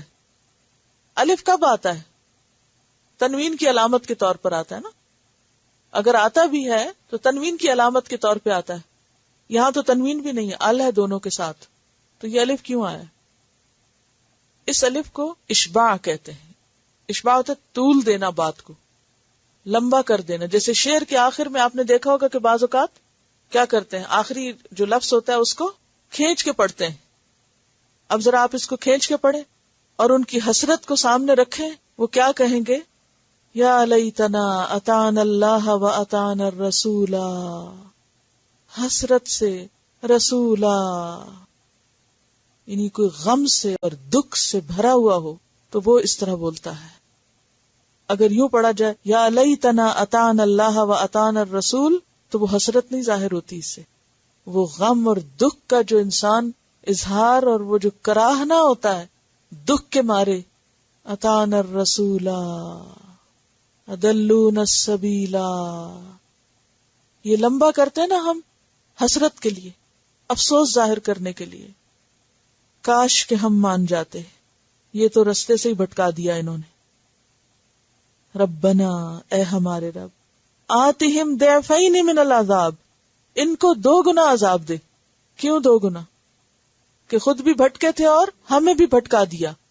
بھٹکنے اور بھٹکانے کا عذاب، یا اللہ ان کو 2 عذاب دے. وَلْعَنْهُمْ لَعْنًا كَبِيرًا، اور لعنت کر ان پر لعنت بہت بڑی. اور ایک قرات میں کثیرہ بھی آتا ہے کہ بہت زیادہ لعنت کر ان پر.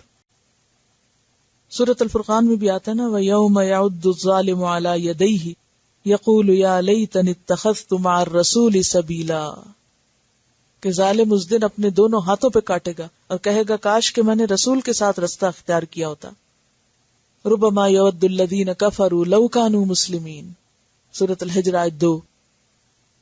اور یہاں بھی ان کی حسرتیں بس حسرتیں ہی بن کر رہ جائیں گی، اور پھر وہ برا بھلا کہنے لگیں گے ان لوگوں کو جنہوں نے ان کو بھٹکا دیا، سیدھے رستے سے ہٹا دیا. تلاوت سنیے، ہاتھ ملا کر پڑھیں.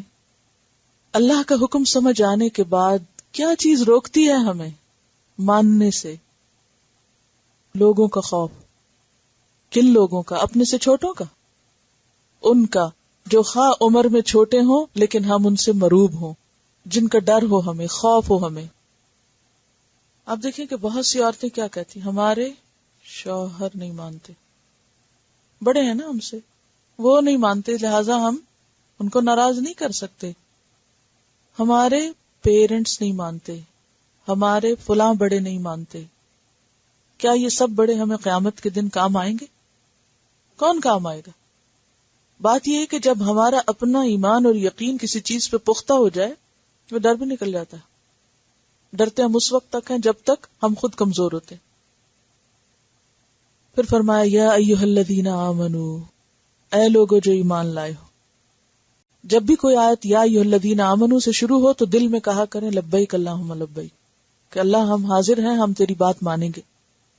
کیونکہ جو زندہ ہوتے ہیں وہ جواب دیتے ہیں جب ان کو کوئی پکارے، یا نہیں؟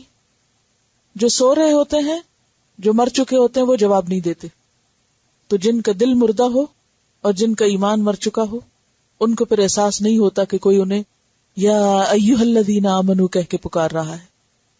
یا ایھا الذین آمنو لا تکونوا، نہ تم ہو کالذین، ان لوگوں کی طرح، آذوا موسیٰ، جنہوں نے موسیٰ کو اذیت دی تھی علیہ السلام. کون تھے وہ؟ انہی کی امت کے لوگ جنہوں نے اپنے پیغمبر کو ستایا تھا. موسیٰ علیہ السلام اللہ کے راستے میں بری طرح ستائے گئے، اور افسوس یہ کہ ان کا یہ ستانا ان کے اپنے ہی لوگوں کی طرف سے تھا. جو بھی موقع آیا، جو بھی حکم آیا، مان کے نہ دیے، طرح طرح کی حجتیں کیے. مصر میں جب دور آزمائش تھا تو موسیٰ کو بلیم کرنے لگے، تیری پیدائش سے پہلے بھی ہم کو ستایا جاتا تھا، تیرے آنے کے بعد بھی ہمیں ستایا جاتا ہے. گویا انڈائریکٹلی کیا تھا کہ تو ہمارے لیے مزید ستائے جانے کا سبب بن گیا. مصر سے جب نکل رہے تھے تو اس وقت بھی جب آگے سمندر تھا اور پیچھے فرعون کا لشکر تھا، پھر پریشان کرنے لگے اپنے پیغمبر کو. جب مصر سے نکلے، سمندر پار کر کے پہنچے، اللہ تعالیٰ نے موسیٰ علیہ السلام کو بلایا کوہ طور پر، پیچھے سے بچڑا بنا بیٹھے. اس وقت موسیٰ علیہ السلام کی تڑپ اور غضب کا کیا عالم تھا جب وہ لوٹے اور دیکھا کہ قوم شرک میں مبتلا ہو گئی ہے. پھر وہاں کھانے کو نہیں تھا تو اس پر کہنے لگے کہ کیا مصر میں ہماری قبر کی جگہ نہیں تھی کہ ہمیں یہاں لا کے مارنے لگے ہو. اللہ سے دعا کی، کھانے کا بندوبست ہوا، کہنے لگے لن نصبر علی طعام واحد، اب ایک کھانا نہیں کھا سکتے، ہم ورائٹی چاہیے.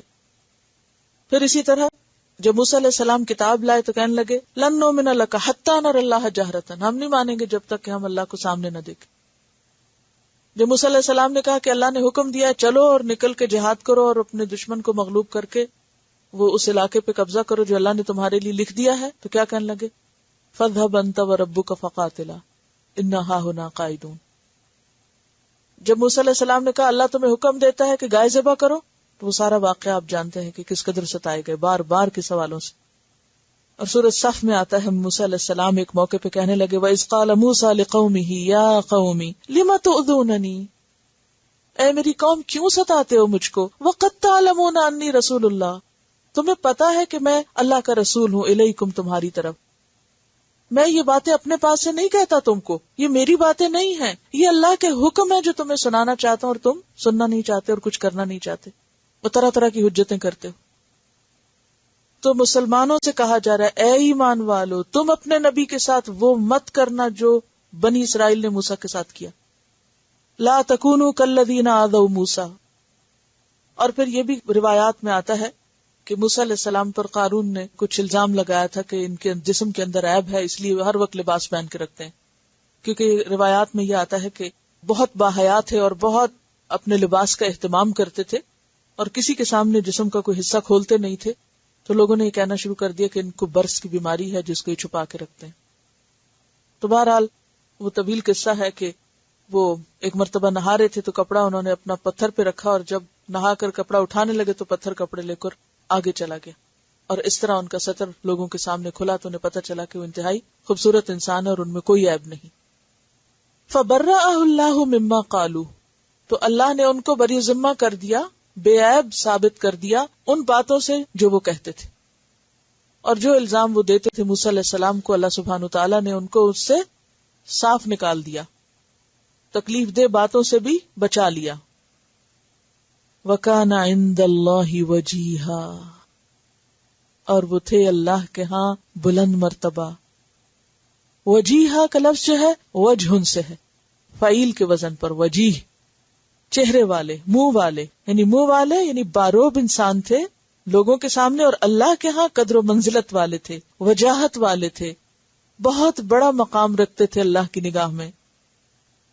اب آپ دیکھیے کہ بسا اوقات کوئی انسان اللہ کے حکم ماننے کی وجہ سے لوگوں میں کیا بن جاتا ہے؟ نکو، اور لوگ اس کو حقیر نظروں سے دیکھتے ہیں اور لوگ اس کو ستاتے ہیں. پھر اس کو بھی آپ آیت حجاب سے ریلیٹ کیجئے کہ بسا اوقات آپ اللہ کا کوئی حکم مانتے ہیں تو کیا ہوتا ہے، کوئی آپ کو بیکورڈ کہتا ہے، کوئی آپ کو بے وقوف کہتا ہے، کوئی ان پڑھ سمجھتا ہے، کوئی کچھ. لیکن اصل بات یہ ہے کہ انسان کو اپنا مقام لوگوں کی نظروں میں نہیں، اللہ کے ہاں تلاش کرنا چاہیے.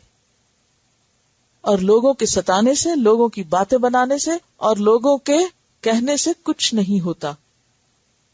اب آپ دیکھیے کہ بہت سے لوگ جب حجاب پہنتے ہیں تو بعض لوگ کہتے ہیں کہ کوئی ان کے اندر ہوگا عیب، یا کوئی ان کے خرابی ہوگی، یا کچھ چھپانا چاہتے ہیں تو اس لیے یہ اپنے آپ کو لپٹا کے رکھتے ہیں. اگر یہ خوبصورت ہوتے تو اپنی بیوٹی کو اور اپنے فگرز کو نمایاں کرتے.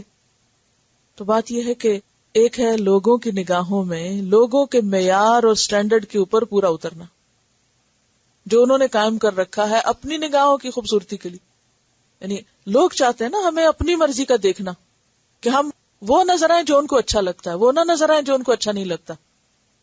تو انہوں نے ہمارے لیے کچھ معیار قائم کر دیے اور اس میں ہمیں غلاموں کی طرح فٹ کر دیا، چین کر دیا. اس سٹینڈرڈ کا، اس سائز کا رہنا ہے تم کو. یعنی عالمی معیار مقرر ہیں حسن کے کہ خوبصورت وہ ہے جو اتنے اور اتنے سائز کا ہو، اور جو اس کا نہیں ہے وہ کچھ بھی نہیں. لیکن کبھی سوچیں کہ آپ میں سے کتنے لوگوں کو کتنی عالمی حسیناؤں کے نام یاد ہیں کہ جن کو حسینہ عالم کا لقب ملا؟ کچھ پتہ نہیں. وہ اخباروں میں تصویریں آتی ہیں اور وہ تصویریں دوسرے دن پاؤں کے نیچے رول رہی ہوتی ہیں. کچھ لوگوں نے جوتے رکھے ہوئے ہوتے ہیں ان پہ، اور کوئی پاؤں میں روند کے، اور کوئی آگ میں جلا کے، اور کوئی ریسائیکل کر کے، اور کہیں نہ کہیں بہا دیتے ہیں. بس لوگوں کی نگاہوں میں یہ مقام ہے، خواہ ہم حسینہ عالم بن جائیں. تو اصل مقام اور مرتبہ اللہ کے ہاں ہے کسی کا. تو موسیٰ علیہ السلام کو بھی لوگوں نے تانے دیے تھے اور ان کو ستایا تھا، لیکن وہ اللہ کے ہاں بلند مرتبہ تھے. اللہ نے ان کی تعریف قرآن میں کی. یہ معنی ہے هو الذی یصلی علیکم، وہ اپنے محبوب لوگوں کو اپنے فرشتوں میں بھی اور دنیا میں بھی قیامت تک کے لیے ان کی تعریف بیان کرتا ہے. پھر فرمایا یا ایھا الذین آمنوا اتقوا اللہ، اے لوگو جو ایمان لائے ہو اللہ سے ڈرو. کیسے ڈریں؟ کیا کریں ڈرنے کے لیے؟ تقوی کیا ہوتا ہے؟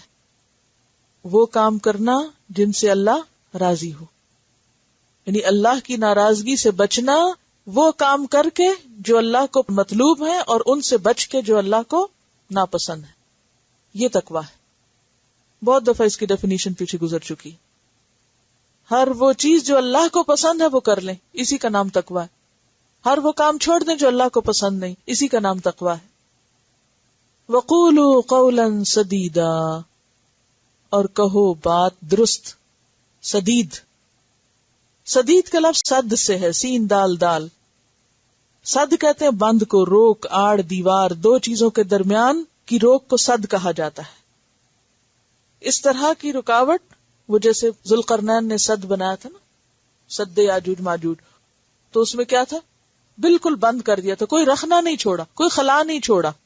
تو قولاً سدید کون سی بات ہوگی کہ جو پیچ بل سے، زومانے الفاظ سے خالی ہو، کہ جو سیدھی درست بات ہو، واضح ہو، سمجھ میں آنے والی ہو. تسدید السہم کہتے ہیں تیروں کو سیدھا کرنا تاکہ وہ نشانے پہ جا کے لگے. تو سیدھی بات کون سی ہوئی؟ کہ جو حقیقت کے مطابق ہو، خلاف حقیقت نہ ہو، درست ہو، نہ اس میں مبالغہ آرائی ہو، نہ اس کو کم بیان کیا جائے نہ زیادہ، اور نہ وہ ظن اور گمان پر مبنی ہو. کس پر مبنی نہ ہو؟ ظن اور گمان پر. تو جو بات حقیقت کے مطابق ہوگی اس کا نتیجہ بھی کیا ہوگا؟ درست ہوگا. درست بات درست نتیجہ، غلط بات غلط نتیجہ. خواہ ماننے کی بات ہو یا کہنے کی بات ہو، اگر بات درست ہوگی، سدید ہوگی، اسٹریٹ ہوگی، اسٹریٹ فارورڈ، کوئی ہیر پھیر سے خالی ہوگی، بھلے وقتی طور پر وہ دوسروں کو چپ بھی جائے گی لیکن اس کا نتیجہ اچھا ہی ہوگا. اسی لیے فرمایا یصلح لکم اعمالکم، وہ تمہارے اعمال کی اصلاح کر دے گا، تمہارے اعمال درست ہو جائیں گے، یعنی اس کا فائدہ یہ ہوگا. وَيَغْفِرْ لَكُمْ ذُنُوبَكُمْ، اور وہ تمہارے گناہوں کو معاف کر دے گا. درست بات درست نتیجہ درست انجام، اور خلل والی، رخنوں والی، خراب بال پیچ والی، ہیر پھیر والی، دھوکے اور فریب پر مبنی باتیں، چکنی چپڑی باتیں، مبالغہ رائی کی باتیں، اس کا نتیجہ کیا ہوگا؟ کیونکہ جھوٹ کے کوئی پاؤں نہیں ہوتے، باطل کی کوئی بنیاد نہیں ہوتی. تو جو بیس لیس باتیں ہوتی ہیں اور عام طور پر جو حق کی مخالفت کی باتیں ہوتی ہیں وہ بیس لیس ہوتی ہیں، کیونکہ ان کے نیچے دلیل کوئی نہیں ہوتی. اللہ کی بات دلیل والی ہوتی ہے، اس کی وجہ اور اس کے فائدے بھی بتائے جاتے ہیں. تو جب انسان اس بات کو اختیار کرتا ہے اور اسی بات کو آگے کرتا ہے، سیدھی بات بتاتا ہے، تو اللہ تعالیٰ اس کا حال بھی درست کر دیتا ہے اور اس کے گناہوں کو بھی ایسے شخص کے معاف کر دیتا ہے. وَمَن يُطِعِ اللَّهَ وَرَسُولَهُ، اور جو اللہ اور اس کے رسول کی اطاعت کرے گا، پھر اطاعت کی بات ہے، فَقَدْ فَازَ فَوْزًا عَظِيمًا، بس تحقیق اس نے کامیابی حاصل کر لی، کامیابی بہت بڑی.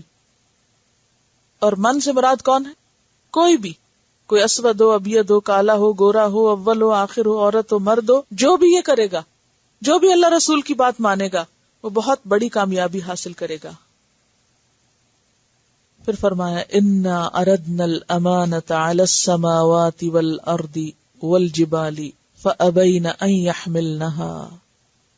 انا، بے شک ہم نے، یعنی اللہ سبحانہ وتعالی نے، اردنا، پیش کی ہم نے، عرض کہتے ہیں پیش کرنے کو، الامانۃ، امانت. امانت کا لفظ جو ہے امن سے نکلا ہے، اور امن کہتے ہیں نفس کے مطمئن ہونے کو. امن، امانت، امان، یہ سب مصدر ہے. امان حالت امن کو کہتے ہیں، اور امانت وہ چیز جو حالت امن میں رکھی جائے، یعنی حفاظت سے رکھنے کے لیے کسی اور کو دے دی جائے کہ تم اس کو رکھ لو، یعنی جہاں وہ محفوظ ہو. اور امانت جو ہے وہ واپس کرنی ہوتی ہے، یعنی امانت میں دو چیزیں ہوتی ہیں نا، ایک اس کی حفاظت ضروری ہوتی ہے اور دوسری اس کو لوٹانا ضروری ہوتا ہے. تو اللہ تعالیٰ نے انسان کو ایک امانت دی جس کی حفاظت بھی ضروری تھی اور جس کو پورا پورا واپس بھی لوٹانا ہے، کر کے دینا ہے. تو ہم نے امانت پیش کی، اور یہ امانت کیا ہے؟ مراد اس امانت سے کیا ہے؟ نمبر 1، تکالیف شرعیہ، یعنی شریعت نے ہم پر جو تکلیفیں ڈالی ہیں، جو ذمہ داریاں ڈالی، جن میں نماز، روزہ، حج، زکوٰۃ، حتیٰ کہ صحیح طہارت حاصل کرنا، غسل جنابت تک کو امانت کہا گیا ہے. ذمہ داریاں، دینی ذمہ داریاں. تو ضرورت کس چیز کی ہے کہ ان کی حفاظت کی جائے اور ان کو جیسے کہا جائے ویسے ہی کر کے دیا جائے. یہ بالکل ایسی جیسے زمین میں اگر ایک بیج ڈالا جاتا ہے تو وہ بیج زمین کے لیے کیا ہے؟ امانت. زمین کیا لوٹاتی ہے؟ اس سے بہتر. ٹھیک ہے نا؟ تو سپرد کی گئی امانت بیج کے طور پر زمین کی، اور اس نے بہت آسان طریقے سے لوٹائی، حق ادا کر دیا. اور اگر وہ ضائع کر دے اس کو تو کیا کیا اس نے؟ خیانت کر دی. تو انا اردنا الامانۃ، ہم نے امانت پیش کی، یعنی عقیدے، قول اور عمل سے متعلق جتنی بھی ذمہ داریاں تھیں، کس پر پہلے پیش کی گئی؟ علی السماوات والارض والجبال، آسمانوں پر، زمین پر، پہاڑوں پر. اور کیا کہا گیا؟ کہ اگر تم یہ کام کرو گے تو تمہیں بہت زیادہ فائدہ ہوگا، یہ اور یہ تمہاری جزا ہوگی. جیسے تفسیر ابن کثیر میں عبداللہ بن عباس کی روایت ہے، اور وہ اس کا معنی بتاتے ہیں کہ ان احسنت جزیت و ان اسأت عوقبت، اگر اچھا کرو گے، ان ذمہ داریوں کو پورا کرو گے تو کیا ہوگا؟ جزا پاؤ گے، اور اگر ان کو پورا نہ کیا تو سزا پاؤ گے. اب کیا ہوا؟ فَأَبَيْنَ أَن يَحْمِلْنَهَا، آسمان، زمین، پہاڑوں نے تو انکار کر دیا. کس بات سے؟ کہ سزا بڑی سخت ہے، یہ سزا ہم نہیں بھگت سکتے. جزا تو بہت اچھی ہے، سزا بہت سخت ہے، اور ہم اپنے آپ کو اس کے قابل نہیں پاتے. ہم یہ امانت اٹھا نہیں سکتے، ہمارے بس کی بات نہیں. یاد رکھیے کہ پہاڑ ہوں، آسمان، زمین، ان سب کے اندر ایک شعور ہے. ٹھیک ہے؟ کہاں سے پتہ چلتا ہے؟ سورۃ البقرہ آیت 74 میں آتا ہے نا، وَإِنَّ مِنْهَا لَمَا يَهْبِطُ مِنْ خَشْيَةِ اللَّهِ، پہاڑوں میں سے بعض ایسے ہیں جو اللہ کے خوف سے گر پڑتے ہیں. تو پہاڑوں میں بھی اللہ کا خوف ہے، اللہ کی بات سمجھتے ہیں وہ. سورۃ انبیاء میں آپ نے پڑھا 79 آیت میں، وَسَخَّرْنَا مَعَ دَاوُودَ الْجِبَالَ يُسَبِّحْنَا، ہم نے داؤد کے ساتھ پہاڑوں کو مسخر کیا، وہ تسبیح کرتے تھے، باقاعدہ ان کی گونج ہوتی تھی، ان کی آواز سنائی دیتی تھی. پھر اسی طرح سورۃ الاسراء میں آپ نے پڑھا آیت 44 میں، تسبح له السماوات السبع والارض ومن فیہن، تسبیح کر رہے ہیں اس کے لیے ساتوں آسمان اور زمین اور جو ان کے اندر یعنی پہاڑ وغیرہ. تو اس کا یہ مطلب ہے کہ آسمان ہو یا زمین ہو یا پہاڑ ہو، یہ سب شعور رکھتے ہیں، ڈرتے بھی ہیں، اور ان کے اندر بھی اللہ کی عبادت کی صلاحیت ہے اور وہ کر رہے ہیں. لیکن جو یہ ذمہ داریاں تھیں کہ نماز پڑھنی ہے، روزہ رکھنا ہے، حج کرنا ہے، زکوٰۃ دینا ہے اور بندوں کے حقوق ادا کرنے ہیں اور یہ سب کچھ، تو وہ کہنے لگے یہ ہم نہیں کر سکتے، یہ سب کچھ ہم نہیں کر سکتے. فَأَبَيْنَا يَحْمِلْنَهَا وَأَشْفَقْنَ مِنْهَا، اور وہ اس سے ڈر گئے. اشفاق کس کو کہتے ہیں؟ ڈرنے کو، یعنی ان ذمہ داریوں کو ادا نہ کرنے کے برے نتائج سے ڈر گئے. وَحَمَلَهَا الْإِنسَانُ، اور انسان نے اس کو اٹھا لیا، اس کا اجر و ثواب دیکھ کر، یہ تو بہت اجر ہے، بہت ثواب ہے، بہت مزہ آئے گا جنت میں جا کر.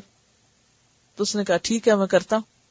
اور انسان سے مراد بعض مفسرین حضرت آدم کو لیا ہے کہ آدم علیہ السلام کے سامنے جب یہ ذمہ داریاں رکھی گئیں تو انہوں نے کہا کہ چونکہ اس کا اجر بہت ہے اور میں اپنے اندر اہلیت بھی پاتا ہوں، اور واقعی انسان کے اندر اہلیت ہے، تو اس نے اس کو قبول کر لیا. کیونکہ لقد خلقنا الانسان فی احسن تقویم، سب سے بہترین حالت پر انسان کو پیدا کیا، اور یہ ساری ذمہ داریاں انسان اٹھا بھی سکتا ہے. لیکن پھر کیا ہوا؟ پورا نہ کر سکا. انہ کان ظلوما جہولا، بے شک وہ ہے ظالم بھی جاہل بھی. کون؟ جو انسان یہ ذمہ داریاں پوری نہ کرے، وہ ظلوم ہے، جہول ہے. ظلوم ظالم سے فعول کے وزن پر مبالغے کا صیغہ ہے، بہت زیادہ ظلم کرنے والا. ظلم کس کا اپوزٹ ہے؟ عدل کا. اور کسی چیز کو اس کی جگہ یا حق نہ دینا، اس کی جگہ سے ہٹا دینا. تو انسان کیا ہے؟ اپنے نفس کے بارے میں، اللہ کے حقوق کے بارے میں، دوسروں انسانوں کے بارے میں کیا ہے؟ عدل سے کام نہیں لیتا، انصاف نہیں کرتا، حق نہیں دیتا ان کو. اور جہولا علم کی ضد ہے، ظلم عدل کی ضد ہے اور جہل علم کی ضد ہے. جہالت کی 3 قسمیں ہوتی ہیں. نمبر 1 بالکل علم نہ ہونا، علم سے خالی ہونا. نمبر 2 غلط اعتقاد کسی چیز کے بارے میں رکھنا، یعنی جو چیز ویسے ہے اس کو ویسے نہ کچھ اور سمجھنا. مثلا پتھر کو خدا سمجھ لینا، تو یہ کیا ہے؟ جہالت. ویسے انسان پڑھا لکھا ہے دنیاوی اعتبار سے، لیکن عقیدے میں جاہل، یہ بھی جہالت ہوتی. اور تیسرا ہے کسی کام کے کرنے کا جو حق ہے وہ نہ اس کو دینا، یعنی جو کام جیسا کرنا چاہیے ویسا نہ کرنا، یہ بھی جہالت ہے. یعنی ایک انسان کے پاس انفارمیشن کا ڈھیر ہے، لیکن جب عمل کی باری آتی ہے تو فیل ہے. تو اس کو بھی کیا کہا جاتا ہے کہ وہ بھی کیا ہے؟ جاہل ہے. عالم کس کو کہتے؟ پیچھے پڑھ چکے نا آپ. جو اپنے علم پر عمل کرے وہی عالم، وہی جانتا ہے، وہی باشعور ہے کہ اس کو یاد آ جاتا ہے اچھا یہ بات ایسے نہیں ایسے کرنی تھی. اور جس نے پڑھ کے کتابوں میں لکھ دیا ہو، سب کچھ قلم سے لکھ کے بھر کے رکھ دیا ہو، اور جب عمل کی باری ہے تو خالی ہو، تو وہ اللہ کی نگاہ میں جاہل ہے. تو انہ کان ظلوما جہولا. اللہ نے یہ کیوں کیا پھر ایسے؟ لیعذب اللہ المنافقین والمنافقات، تاکہ اللہ عذاب دے منافق مردوں اور منافق عورتوں کو، کہ کون سچے اور کون جھوٹے. تو جو جھوٹے ہیں ان کو ان کے جھوٹ کی سزا دے. یعنی اللہ نے انسان کو ذمہ داری دی اور پھر آزمایا، اگر وہ آزماتا نہیں تو فیصلہ نہیں ہو سکتا تھا، اور اس آزمائش میں منافق ناکام ہوئے. آپ دیکھیں کہ شروع صورت میں آیا تھا لا تطع الکافرین والمنافقین، اور یہاں کیا آیا ہے؟ لیعذب اللہ المنافقین والمنافقات. ان کی اطاعت کیوں نہ کرو؟ کیونکہ اللہ کو عذاب دینا ہے، سزا دینی ہے ایسے لوگوں کو. تو تم ان لوگوں کے پیچھے مت چلو جن کو سزا ملنے والی ہے. والمشرکین والمشرکات، اور مشرک مردوں اور عورتوں کو. وَيَتُوبَ اللَّهُ عَلَى الْمُؤْمِنِينَ وَالْمُؤْمِنَاتِ، اور مہربان ہونا چاہتا ہے اللہ مومن مردوں اور مومن عورتوں پر. تو کون ہے مومن؟ کون ہے مومن؟ جو اپنی زندگی سے منافقت نکال دیں، جو اپنی زندگی سے شرک نکال دیں. کیسے نکلتی ہے منافقت اور شرک؟ اللہ کی اطاعت کر کے، ذمہ داری پوری کر کے، حق ادا کر کے، امانت لوٹا کے. اللہ کے سارے احکامات ہمارے پاس کیا ہے؟ ایک طرح سے امانت. یہ کرو، یہ بوجھ ہے، ذمہ داری ہے ہم پر. مثلا نماز کی امانت کیا ہے اور نماز کی چوری کیا ہے؟ خیانت کیا ہے نماز کی؟ اس کی شرائط پوری نہ کرنا، نہ صحیح سجدے کرنا، نہ طہارت کا لحاظ کرنا. اب اگر کسی کو پتا ہے میرا وضو نہیں اور وہ نماز پڑھ رہا ہے تو وہ کیا کر رہا ہے؟ خیانت کر رہا ہے. اگر کسی کو پتا ہے جیسا لباس نماز میں ہونا چاہیے اور وہ نہیں پہن رہا، ادھورا پہن رہا ہے، تو کیا کر رہا ہے؟ خیانت کر رہا ہے، صحیح امانت کا حق ادا نہیں کر رہا. لوگ کہتے لو اتنے بھی ریجڈ کیا ہوئے، کیا فرق پڑتا ہے، نماز ہی پڑھنی نا، دل میں اللہ کی محبت ہونی چاہیے، جیسے بھی لباس ہو پڑھ لو. نہیں، جب اس نے ذمہ داری ڈالی کہ اور خود اس نے شرط رکھ دی کہ اس وقت تمہیں اس حالت میں ہونا ہے اور پھر انسان نہ کرے، تو حیرت کی بات ہے نا. یہی خیانت ہے. تو ظلم کیا ہے؟ کسی چیز کو اس کے جگہ نہ رکھنا، اس کو کسی اور جگہ رکھ دینا، حق نہ دینا. اور جہالت کیا ہے؟ جو کام جیسا کرنا چاہیے تھا ویسا نہ کرنا.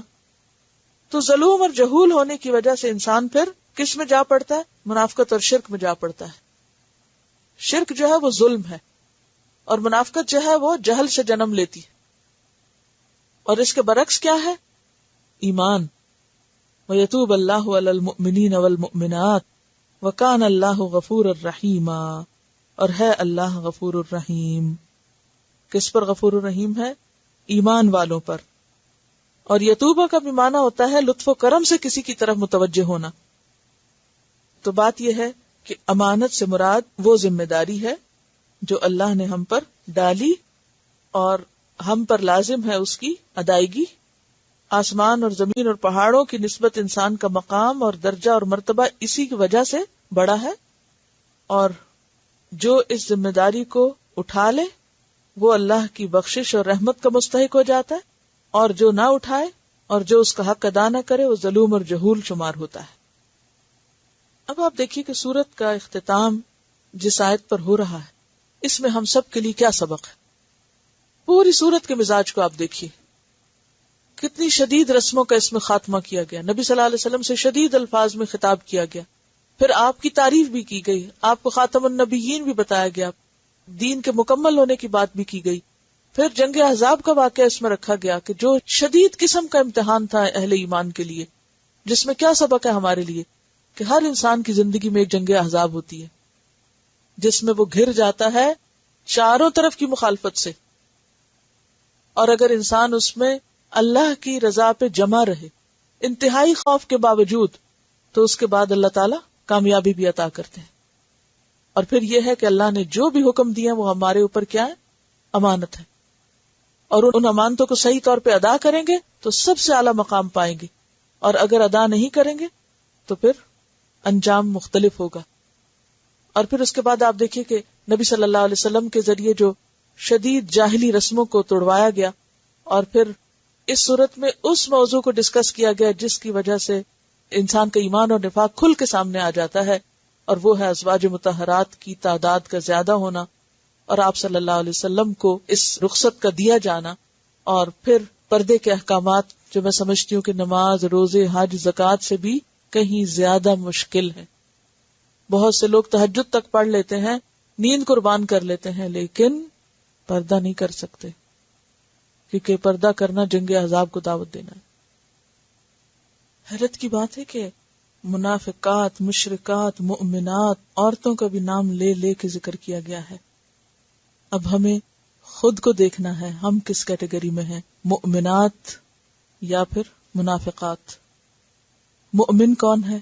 جس کا اندر اور باہر ایک ہو، دونوں پر اللہ کی اطاعت ہو، صرف اندر کا سہارا لینا کہ ہمارے دل پاک ہیں اور ہماری نگاہیں پاک ہیں، یا پھر یہ کہ صرف ظاہری لبادے اوڑھ لینا اور اندر کے تقویٰ کی پرواہ نہ کرنا، یعنی وائس ورثہ بھی ہوتا ہے۔ بعض لوگ حجاب پورا لے لیتے ہیں لیکن دلوں کی پرواہ نہیں، دلوں میں سختی ویسے ہی ہوتی ہے، دلوں میں لوگوں کی نفرتیں ویسے ہی بھری بھی ہوتی ہیں، حسد اور کبر اور اپنی بڑائی اور نیکی کا احساس وہ ویسے ہی بھرا ہوتا ہے۔ تو منافق دل اور زبان اور ظاہر اور باطن کے فرق کرنے والے کا نام ہے، اور ایمان جو ہے وہ دل اور زبان اور عمل کی موافقت کا نام ہے۔ اس میں آپ دیکھیے کہ نبی صلی اللہ علیہ وسلم کو ایذا نہ دینا جس طرح باقی لوگوں نے ایذا دی، اور پیچھے بھی ہم پڑھ چکے ہیں کہ جو اللہ اور رسول کو ایذا دیتے ہیں وہ لعنت کے مستحق ہیں، اور پھر ہم نے اس کی قسمیں بھی پڑھی کہ اللہ رسول کو کس کس بات سے ایذا ہوتی، کس کس چیز سے اذیت ہوتی۔ اللہ تعالیٰ کو تو جو اس کے ساتھ کسی کو شریک ٹھہرائے، اور پھر نبی صلی اللہ علیہ وسلم کو کہ جب کوئی ان کے حکم کی مخالفت کرے یا ان کی ذات اور ان کے ازواج اور ان کے کردار پر کوئی حرف اٹھائے یا اس کے بارے میں کوئی برا سوچے، اور پھر سب سے بڑھ کر یہ کہ ان کی سنت کی مخالفت کی جائے۔ تو ہم سب کو پوری صورت کو ایز اے ہول سامنے رکھ کے پھر اپنے کردار کو متعین کرنا چاہیے کہ کیا ہم اللہ کی رحمت کے مستحق بنتے ہیں، کیونکہ ایک طرف لعنت کا ذکر اس میں بہت ہے اس صورت میں، اور دوسری طرف رحمت کا ذکر ہے، ایک طرف منافقت کا ذکر ہے اور دوسری طرف ایمان کا ذکر ہے۔ کون رحمت کا مستحق ہے اور کون لعنت کا مستحق ہے؟ تو یہ راستہ بالکل واضح کر دیا گیا ہے۔ یہ اب ہمارے اپنے اوپر ہے کہ ہم اپنے دلوں کی بھی حفاظت کریں، نگاہوں کی بھی کریں، اور اپنے ظاہر و باطن ہر چیز کی، اندر کی بھی اور باہر کی بھی، اور اس کو اللہ کی اطاعت کے مطابق کریں، اور اس پر اللہ سے دعا بھی مانگے، کیونکہ توفیق وہ دیتا ہے۔ اور ایک دفعہ جب انسان کا ایمان جم جاتا ہے، پختہ ہو جاتا ہے، تو پھر کوئی چیز اس کو ہلاتی نہیں۔ اس میں آپ دیکھیں کہ جو لوگ بعض اوقات نئے مسلمان ہوتے ہیں ان کا ایمان ہم سے بہتر ہوتا ہے۔ کیوں؟ کیونکہ انہوں نے ڈسکور کیا ہوتا ہے، انہوں نے شعوری طور پر اس کو پایا ہوتا ہے۔ ہم والدین سے، اپنے بڑوں سے لے کر وراثت میں آگے بڑھے ہیں، اور ہم نے اپنے بڑوں کو دیکھا کہ وہ بھی پوری طرح شریعت کی پابندی نہیں کرتے تھے، لہذا اپنے لیے بھی ضروری نہیں سمجھا۔ پیاری استاذہ السلام علیکم. I must share this with you. I know a new Muslim. She is so nice and very strict in wearing full hijab and niqab. In a very short time, she learned a lot about Islam and teaching new Muslims about Islam. She is also a reactionary Muslim as she observed injustice with Muslims all over the world. She studied Islam after 9/11 and realized the truth and beauty of Islam, which is a universal religion and is misinterpreted by Muslims themselves and the powers against them. She not only became a Muslim herself, but also helped her boyfriend and married him. She was telling me, a few days ago when it was too hot outside, she was wearing full hijab and niqab and was going to take a class. A girl with a very small dress passed by her and passed the remarks, "Go free yourself." When she reached at the corner of the road, she called the girl and talked to her very nicely, that she is no more a slave, she is a Canadian Muslim and is doing whatever Allah wants her to do, while the people around the world are slaves of fashion and of their own beauty consciousness, slave of the appreciation of others, slave of brands, and that she is free of all these nuisances. The girl was really surprised by her reaction and was speechless. After this, there was a suggestion from some Egyptians that if she would not wear niqab and would work for Dawah booth, she could be the best da'i. But she was not ready at all and replied nicely that if Allah can give me guidance, He will guide others too, inshallah. We should not lose our modesty even for the good cause. Hijab is identity of a Muslim woman. It increases the grace and modesty with dignity. I was really pleased by listening to all these words about hijab from a new Muslim. It increased my iman too. سبحانك اللهم وبحمدك نشهد أن لا إله إلا أنت نستغفرك ونتوب إليك. السلام علیکم ورحمۃ اللہ وبرکاتہ.